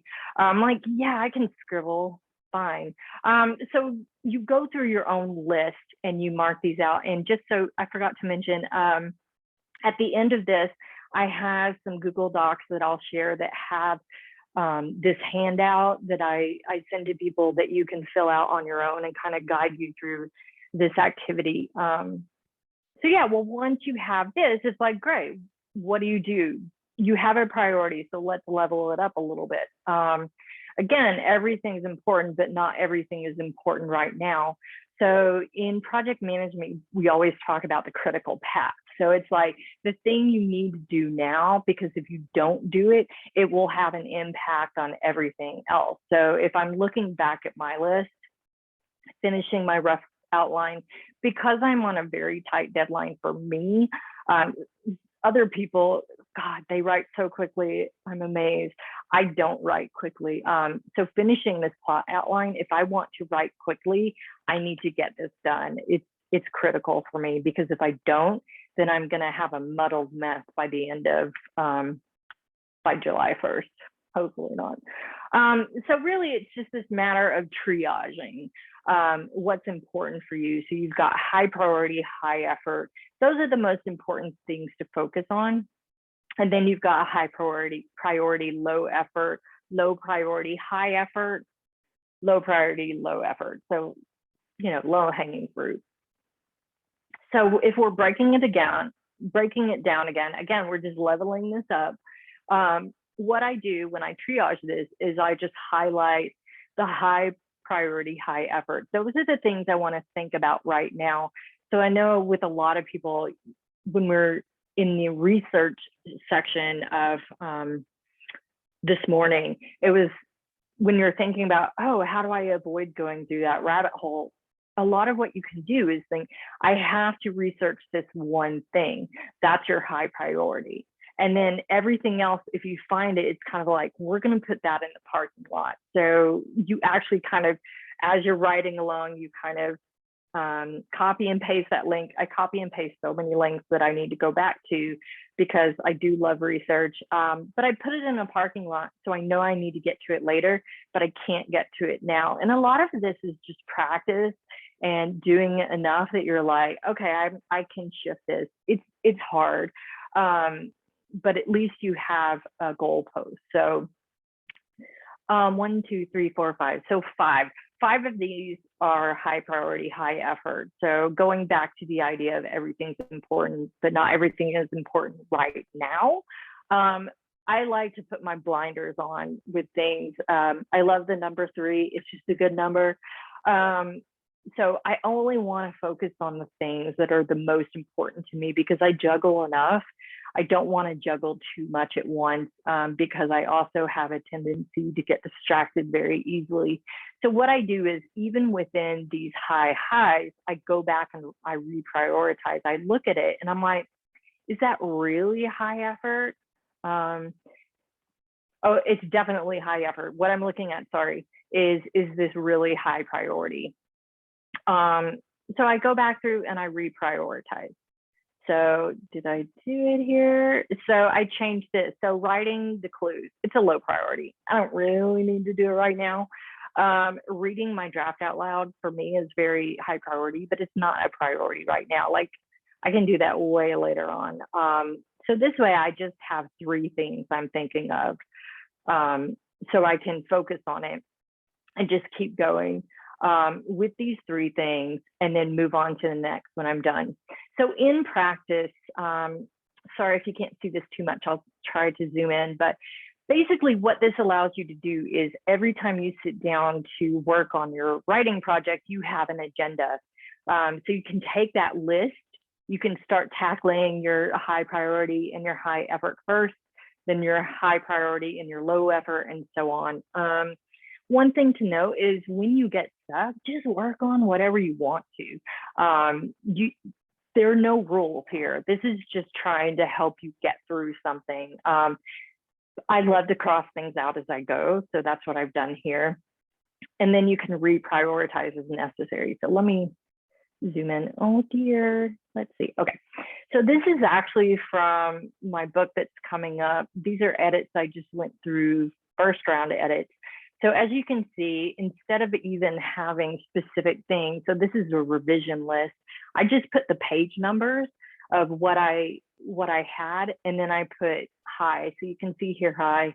I don't know why I had low highlighted, but you know, you do you.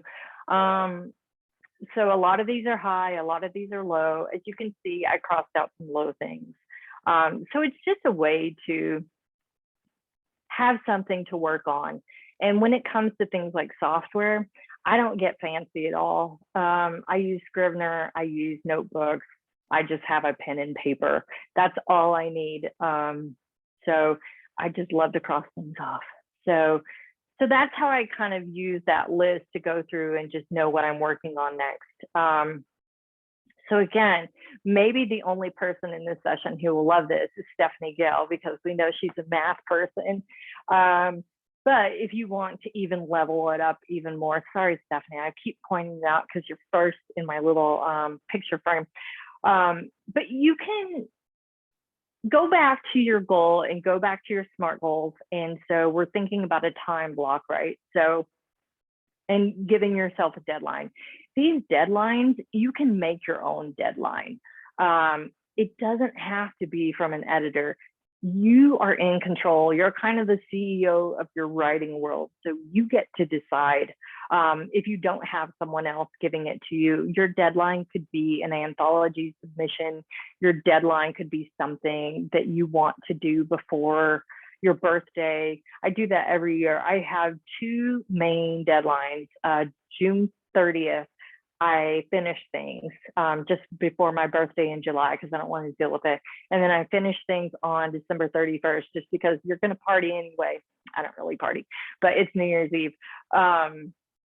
So it just gives you, it's just this random date on the calendar that I picked, God, like 15 years ago. I'm like, 2 deadlines a year, I'm going to do stuff. So just pick something. So once you have your deadline, you can also think about how many days or hours your list will take. So if I'm looking at this, it looks like a lot. I'll be like, 50 hours. It's fine. It's something. Or again, leveling up, you can estimate how much each task will take and come up with an overall time estimate. And it's really, either one's fine. It just remember, it's your comfort level. It's an art, not a science. So, and a lot of this is just a guess. So if I'm finishing my rough plot outline, maybe it'll take me 10 hours. I don't know. Hunt clues, again, I suck at captions, short things, 15 hours, definitely. If I have 4 clues, it's gonna take me forever. The town rumor, I really need to figure that out, as you can see. Again, this is a guess. Some of this, the more you do this, the more you'll know. Like I read my drafts out loud all the time, so I know it takes me at least 10 hours. And I spread that over a week, so that's fine.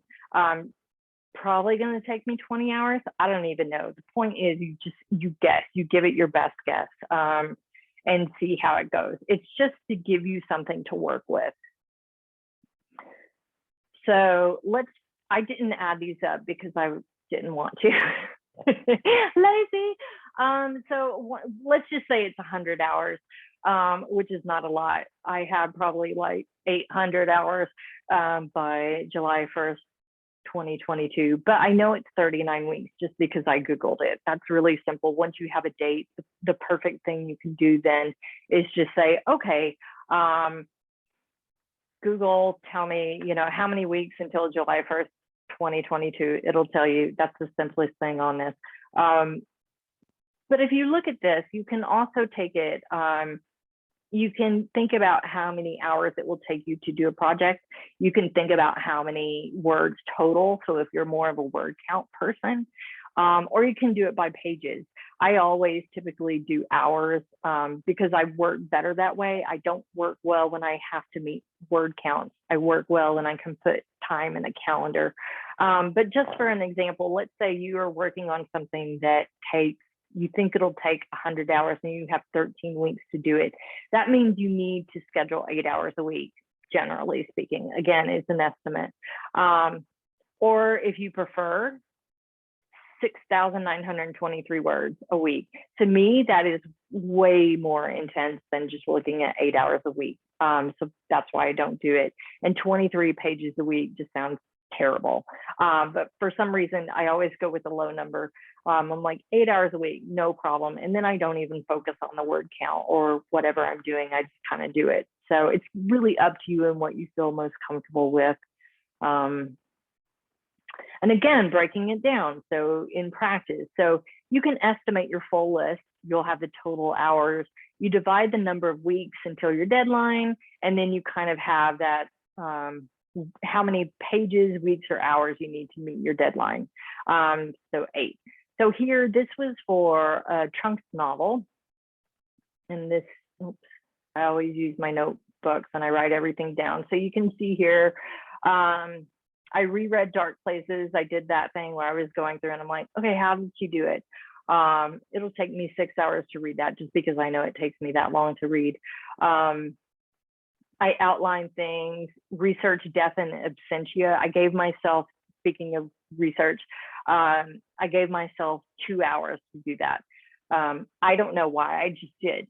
But I had at least, I knew, so revising a third draft of the second novel by December 13th, 2017.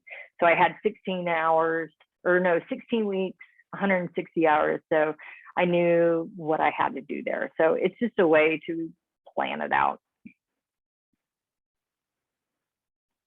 Okay, so moving forward, scheduling.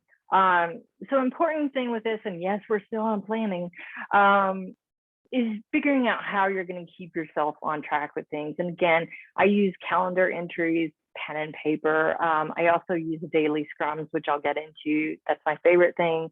But things like Scrivener, other software, they'll track your word count. There are other things you can use. I'm sure this is just the simple thing. I will always go with the simple thing versus difficult software, despite working in IT, because I think most things are over-engineered. But when I schedule, I do use Google Calendar, and then I just put it in there. So as you can see here, The Hunt, that's the name of the book I need to turn in next year. So I'm like, okay, I know based on my work schedule that I can work from 2 to 4 on Mondays, Wednesdays, and Fridays, because Tuesdays and Thursdays are my big meeting days. I just know I can't do anything those days. So this also helps me get away from that idea that you have to write every day. I hate that idea. It works for some people, but it doesn't work for me. I'm just, with work, it's just too busy, and a lot of people just can't manage that kind of a schedule. So I'm not a morning writer. I will never get up early and write. So again, and this is included at the end, you could go super overboard with these kind of things and track it. And I used to do this where I track my time, because I was very intensely into making sure I met my goals. And my wife also, she used this as well because she was working on her thesis. So it was like a 3-year project. And so she had to make sure she met her goals. And so you can get really intense with these things, but you don't have to. One of my favorite things to do here, and I asked my friends if they'd let me share this, and they said yes.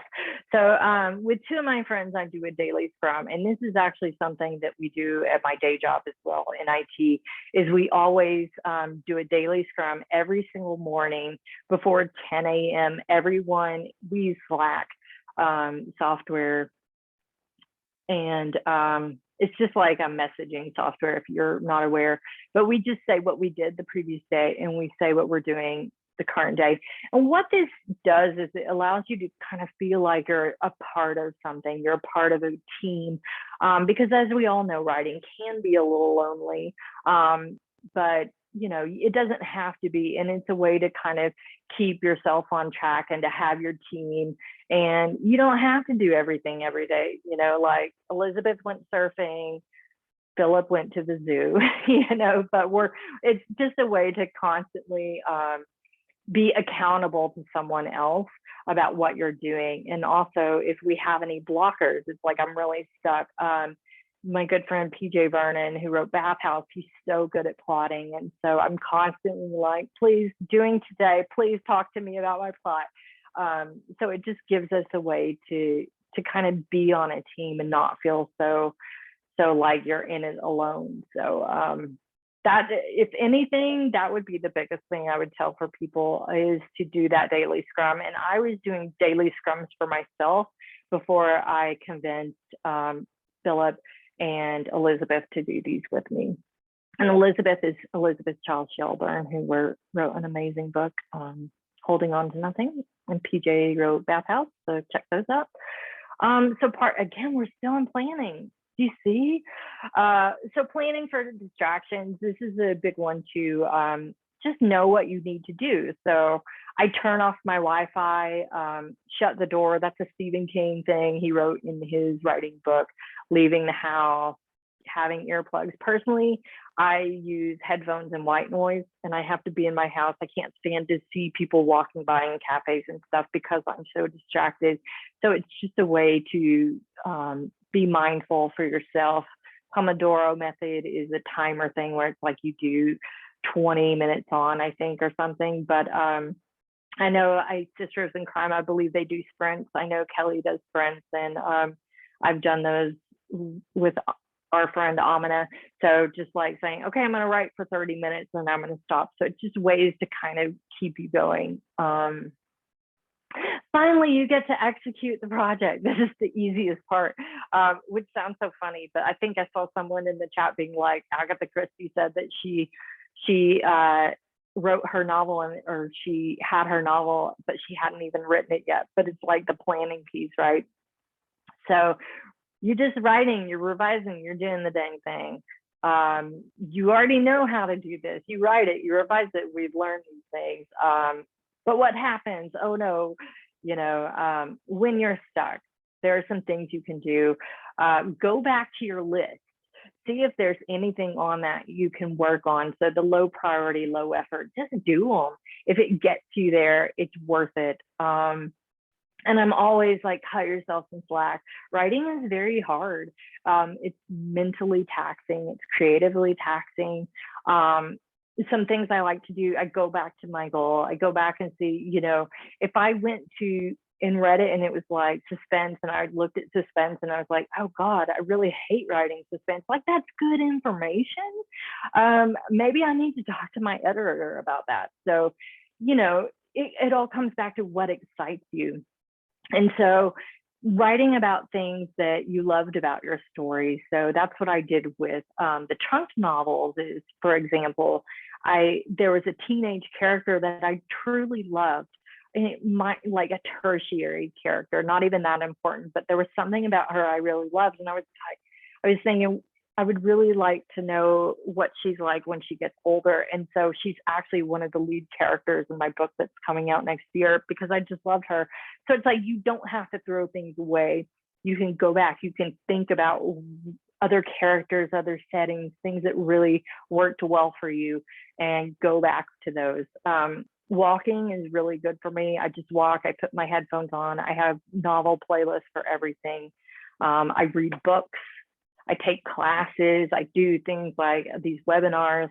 Lie on the counter. This is my favorite thing because we always go modern world. But sometimes it's like, I always joke, I need to just take a day to lie on the counter like my iPhone, because, you know, it's just like, okay, I'm just going to do nothing today because I need to recharge. So I think sometimes we forget that we can stop. And I think it's important to know, just stop. Don't work on it, because if you're always kind of not doing, but if it's in your head and you're thinking about it, that's still working.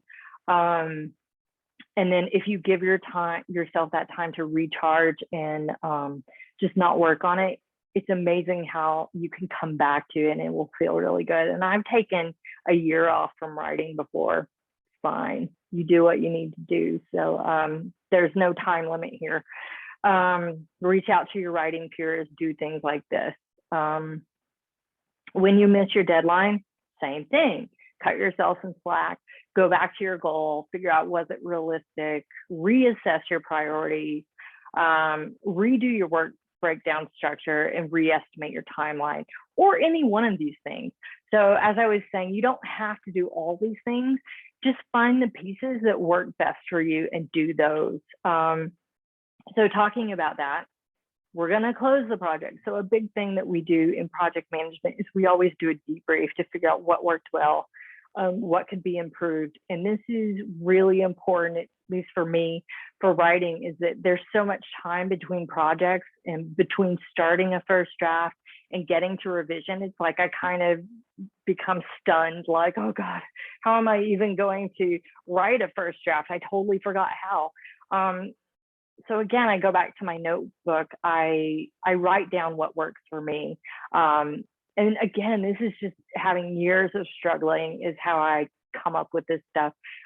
There's no right way. It's all about what works best for you, but it gives you something to go to. So I found this at the back of one of my writing notebooks that I went to. And so for me, it's just like, I don't even know what some of this means, but again, create a map of the town. Ensure I know all my characters are doing. A thing I added recently was, if I just draft an email of what I'm thinking about with my plot to PJ, I'll figure it out for myself, and then I don't have to bug them. But it's something about if I write the email versus putting it in a notepad or Word doc, I'll figure it out. So sometimes it's just like stupid human tricks. And then also I have a revision SOP, rereading what I've already written. That helps me, checking my synopsis, doing a 30-minute sprint, figuring out what my weaknesses are. Again, plot and pacing, always, forever and ever, amen. God bless me. And then when you get stuck or depressed, I have something for that too, because writing is hard. And again, it's just reminders of what you love, things that helped in the past. For me, I always go back to, there's an essay by Alexander Chi in How to Write an Autobiographical Novel, which sounds like a to-do book, but it's not. It's just this beautiful book like a meditation on writing, and I highly recommend it. But there's a section called "Can You Stand It?" and it's all about can you stand it in terms of writing. It's beautiful, and it helps me every single time. But the main thing with closing and ending a project is that you celebrate, and just make sure you celebrate all along the way, because it's such a long process. It's a hard process. So take those tiny wins and keep going, and go back to the start, and just remember why you love to do this, and just don't give up. And so that is the end of my little silly PDF. So I will turn it over. I guess I turn it over to Stephanie, and I'll stop sharing. Hey. I've just been talking at you, sorry.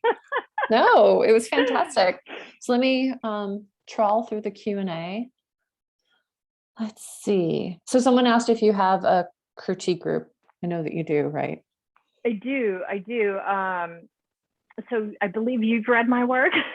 So Stephanie and I go back. We're both Grub Street Novel Incubator alum. So Stephanie's read my work. I've read hers. We blurb each other, so we're fangirls. But yes, I do have a critique group, and it kind of started by taking classes first, and it took a very long time. It was kind of like moving to Boston from Arkansas. It took me forever to find new friends.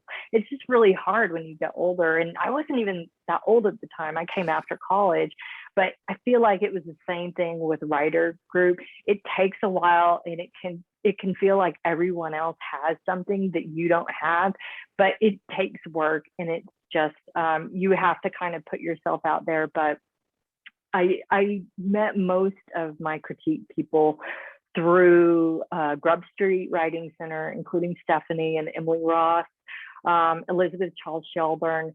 But then I also met people through VoucherCon, which Stephanie also convinced me to go to.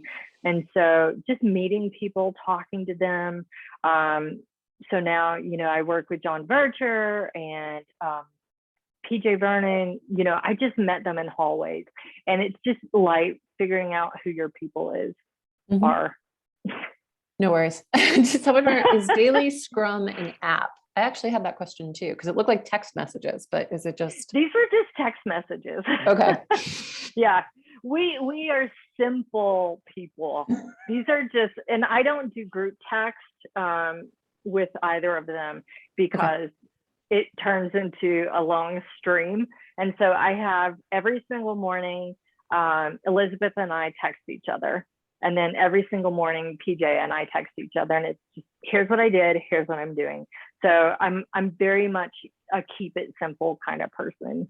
Perfect. Someone asked about your sample breakdown, and they said it's not chronological, right? Which I assume it wasn't based on how it was written. No. Okay. When I'm putting together my list, I'm very just stream of consciousness. What do I need to do? Because as I go along, so I have my book here. I'm just kind of like, I keep all my books with me at all times. Like I just carry them around. Because as I think of something, I'll write it down. So I don't actually keep many things digital when it comes to my to-do list. I like pen and paper. It's just easier for me. I like having it in one place because my digital life is pretty big and messy. So yeah. The only thing that was chronological was when I go through my edits and I'm doing page by page. Got it. And do you always, but you don't always tackle pages in order, right? No. Okay. No, that's where I go back and I do, okay, on this page. So say I was reading my edits for the first round from my editor. And so I don't use paper for reading my edits either. I'm all digital for that. So I'm going through and I'm reading and I kind of scan through and it's like page 10, you got to fix this. So I'll put page 10 and then I'm like, just on the fly back of the napkin. That's high effort.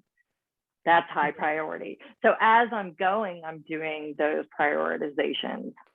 Okay. And then someone wrote, oh, it's a good question. What do you use to make maps? Are you just drawing them or are you using software? I draw them. Okay. Oh my God, I think I might have one. Do you want to see? I would love to see I that. just, sorry, only because it's right here. It's If funny can't because find it, then I think of maps. I don't like maps in book. This is just a No? personal preference thing. I've said this before in a setting panel once. I think of them as homework. Oh yeah. That's So nice. it's just, Yeah. it's not for the book, it's for me. And Right. I would say too, with my to-do list, especially for first draft, almost all of it is off-page work. There's Mhm. so much off-page work. Yeah. Maps are just one of them. Got it. That's cool though. You know where things are. Exactly. Well, I have to because I get all these questions. I'm like, because staging, that used to be one of my weaknesses, which I learned in the novel incubator class. They're just like, I just don't know where I am. So I started doing maps and I never get that problem anymore. I'm good at it. It's a strength. See?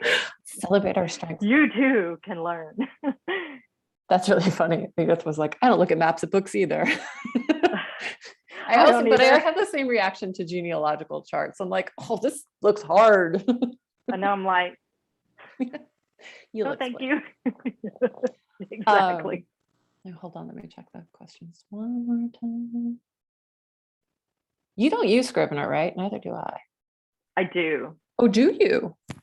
I do. Okay. I use Scrivener for first draft. Okay. Well, I use Scrivener up until I have to turn it over to my agent, Okay. honestly, because I do a lot of structure changes. So I'm Okay. always moving stuff. So whenever I do Scrivener, I write scenes. I organize Scrivener by scenes. So Okay. then I can move it and be like, nope, that's a better fit. Because in Word, it's hard for me in Word because it's so long and there's no break. And I'm sure there's a way to organize it, but I just don't have the patience for it. Scrivener is just easier for me to drag and drop scenes and to write that way. I can see that. I mean, I'm lazy and don't want to learn something new. So I just will drag and drop stuff from in Word and be like, I have to reorder my chapters again. Oh, and formatting in Word is so frustrating. You move something and everything's wrong now. So that's why I only use Word when I absolutely have to. I hate it. It's both over-engineered and under-engineered, I think, Word. It's the beauty of True. Word. All right, I think we got through. Oh, so you mentioned a handout. Yes. Sorry. No, don't. I will put that in the chat window. Okay, and I'm sure we can share it with folks later too. Yeah, I will put it right now. So if you can't, there you go. Can you see those? Okay. Oh, they yeah. should be set to share, but if not, just let me know. Will do. If you have the link, you should be able to share, and then you should be able to like copy or duplicate it. Fantastic. Fantastic. Thank you so much. All right. Well, thank you so much. You can go, have a snack, throw more treats at your cat. I don't even know where you went. It's been a delight. Thank you so much. It was so good to see you. You too. Bye-bye. Bye. All right, everyone. I just want to take this time to thank Kelly and all our presenters, Teisha, Frankie, Yaz, and Zoe, and Kelly Garrett. I just feel like I attended a masterclass ×3. And lest you forget, we will, I promise, have this whole program up on the Sisters in Crime webinar, which you can access once we archive it, and you can watch it as many times as you want. They're free to our members. And now we're going to come to the part of the program that traditionally used to take place in person at VoucherCon at the Sisters in Crime breakfast. But as you know, we were not there and nobody was there. So here today, I want to take the time to thank outgoing President Sandra Wong for her extraordinary leadership, grace, and insight. And Sandra, would you like to come up while I say nice things about you? Wonderful. I will allow it. Okay. She's been a delight to work Hi, with everyone. and an absolute force. Under her reign, amazing work has been done. I'm not even going to try and list it all because you would it would be tomorrow. So but a couple highlights. She's established the Diversity, Equity, and Inclusion Committee, which is doing some really good and difficult work. The Disciplinary Committee was founded under her leadership, and she has helped systematize and document our processes with Executive Director Julie Henriques so that the future president can do this job a bit more easily. I know that I have giant shoes to metaphorically fill. So Sandra, would you please do us the honor of modeling, if you have it, are you wearing them? I am. Oh, modeling a small Okay, so- token of our esteem. Yes, thank and you so much. And give us some words of Steph- wisdom. Steph, this is the second pair of earrings that Steph has chosen for me during the course of our friendship. And this is a lovely, lovely farewell gift from the National Board. And I thank everyone. So if you are a SYNC member, you've probably, hopefully if you haven't read it yet, there is a little farewell message from me in the most recent News from National email. And then if you just find my website, sgwong.com, you'll find on the blog, I wrote some more thoughts on my year as president, and also in boards in general and stuff. So yeah. So first of all, I want to thank everyone for coming today, because this is Saturday and many of you work full-time jobs as well as writing. You have families, you have pets, you have other accountabilities and responsibilities. So it's really, really lovely for you to spend your big chunk of your weekend with Sisters in Crime. I really, really, really want to thank, and I do thank Stephanie Gale. Thank you for putting today together, because it was amazing. It was so great. So great. I made sure that my children did not stream anything today so that I wouldn't have any issues. It was so worth it. And also behind the scenes, and you heard a few chat messages, Julie Henriques, who will probably remain off video. Let me just assure you, she looks beautiful as always. I did see her before we started. And Julie, as our executive director, some of you may or may not know, she only started full-time as our executive director in May. Before that, she worked so hard to help us transition, because Beth was retiring, Beth Wasson, our previous I guess executive director, I think that was her title. She was retiring, and so we're like, what do we do? So Julie, Julie, she's been my work spouse, and I'm really gonna miss her. I feel a little bit like we're getting separated, but I know her next work spouse is fabulous. So Steph, you have, yeah. Anyway, so much love. But like Julie is a huge part of, helping guide Sisters in Crime. So you see her send out a lot of these, like the weekly emails, and you see her name doing things behind the scenes, but she does a lot of strategic work for us too. So I'm so appreciative of Julie. Everything that we accomplished over the last 12 months was a collaborative effort. The entire National Board is the best board I have ever worked with. And this is not my first board. And also Julie, and then our staff people who answer the phones when you call, people who answer the emails, because we get a lot of those every day. We are very lucky to have a really great team. And I am so thrilled. I'm still going to be on the board. I still get to vote, put up my hand. Actually, as president, I don't vote. I didn't vote. So now I do get to vote. And so I'm just stepping out of the spotlight. And I'm so excited to see what you're going to do, Steph. Also, why are you on mute? You should be like, you like to be on mute, girl. It's your time to talk. And No, it's my time I've been talking for 12 talk. months. I've been talking for 12 months, right? No, this is really wonderful. Thank you so much, everybody, for being a Sisters in Crime member. And if you aren't yet, join us. We're a lot of fun. I hope that you saw that today in the chat. And we have wonderful supports for members. So anyway, thank you so much, Steph, for this lovely gift. And maybe some of you who've been members for a little bit, you know that we have a presidential seal. It's a little tongue-in-cheek, and this is usually when we do it in person, we actually pass the presidential seal to the next president.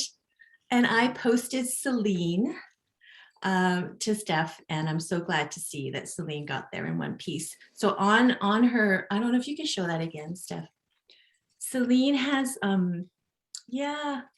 there we go. She has keychains from every location for past presidents for, I'm not sure how many years now. I'm not exactly sure of the history. So if there's some, I know there's some past presidents on the chat online, like Leslie Budowitz was here, Frankie Bailey was here. So if you have some ideas about how Celine got started, I would love to know, because I have not heard that story. Maybe we'll find someone to write it up for an InSync that'd be article fun. or something. That would be a lot of fun. Yeah. Yeah. Okay. So yes. All right. That's it. So okay. exciting. Should I do my thing? Do your thing. All right.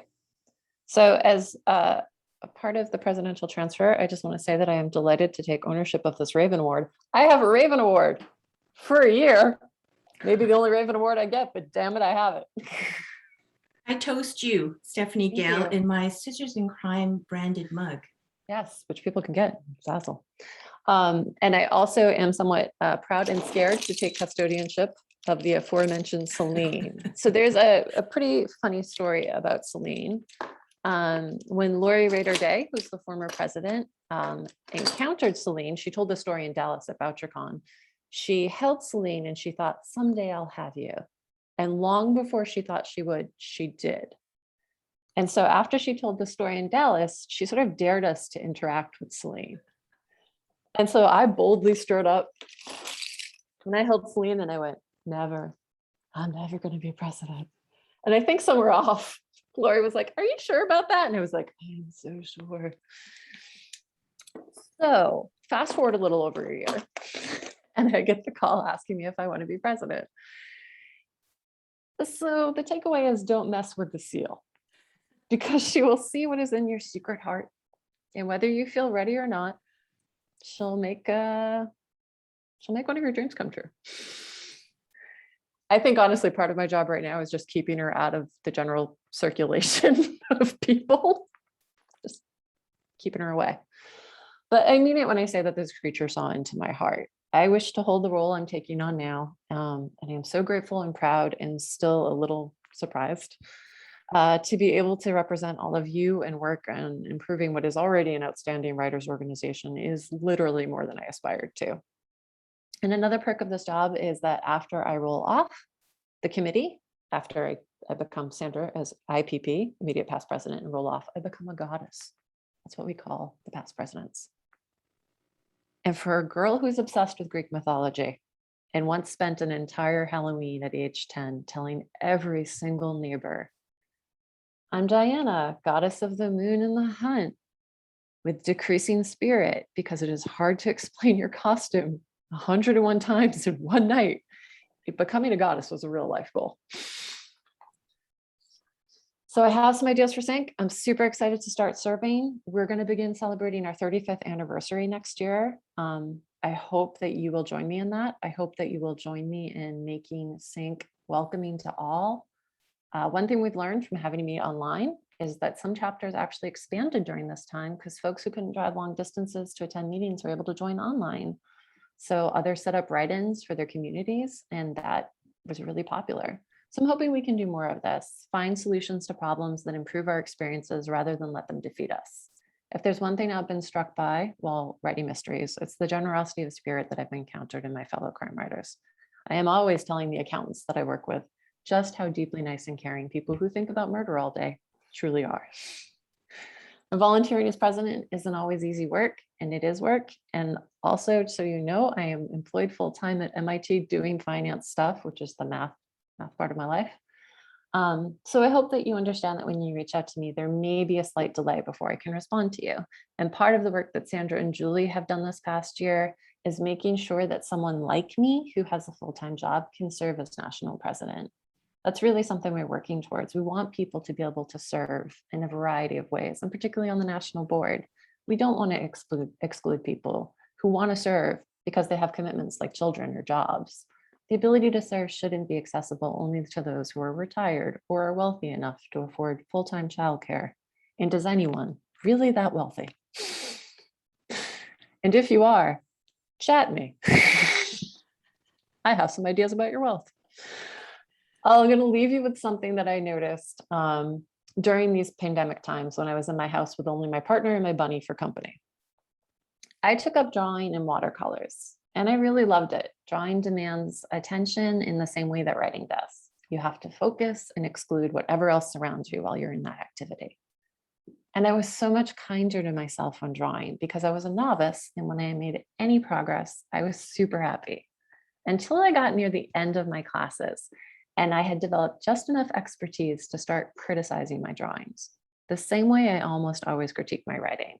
And I thought, oh, this is when you lose that magical sense of achievement, when you know enough to know you're falling short. And so I invite you, the next time that you're writing and you're beating yourself up about your plot or your characters, or even a mistake that you introduced into your manuscript, please take a step back, take a moment, and think about what you're doing. You're inventing a story out of nothing more than gossamer threads of ideas that you wove together, you. And it is your effort, your day after day work, that will see that web expand and grow until it is complete. And that's a form of magic. You're a magician. So try not to focus on what's wrong with your spell, but celebrate your capability in casting it. Thank you so much to everyone who joined us. I hope you had a good time and that you learned a thing or five. I look forward to seeing you again, and we will be sharing those resources with you because I know you want to learn. Thanks so much, everybody. Goodbye.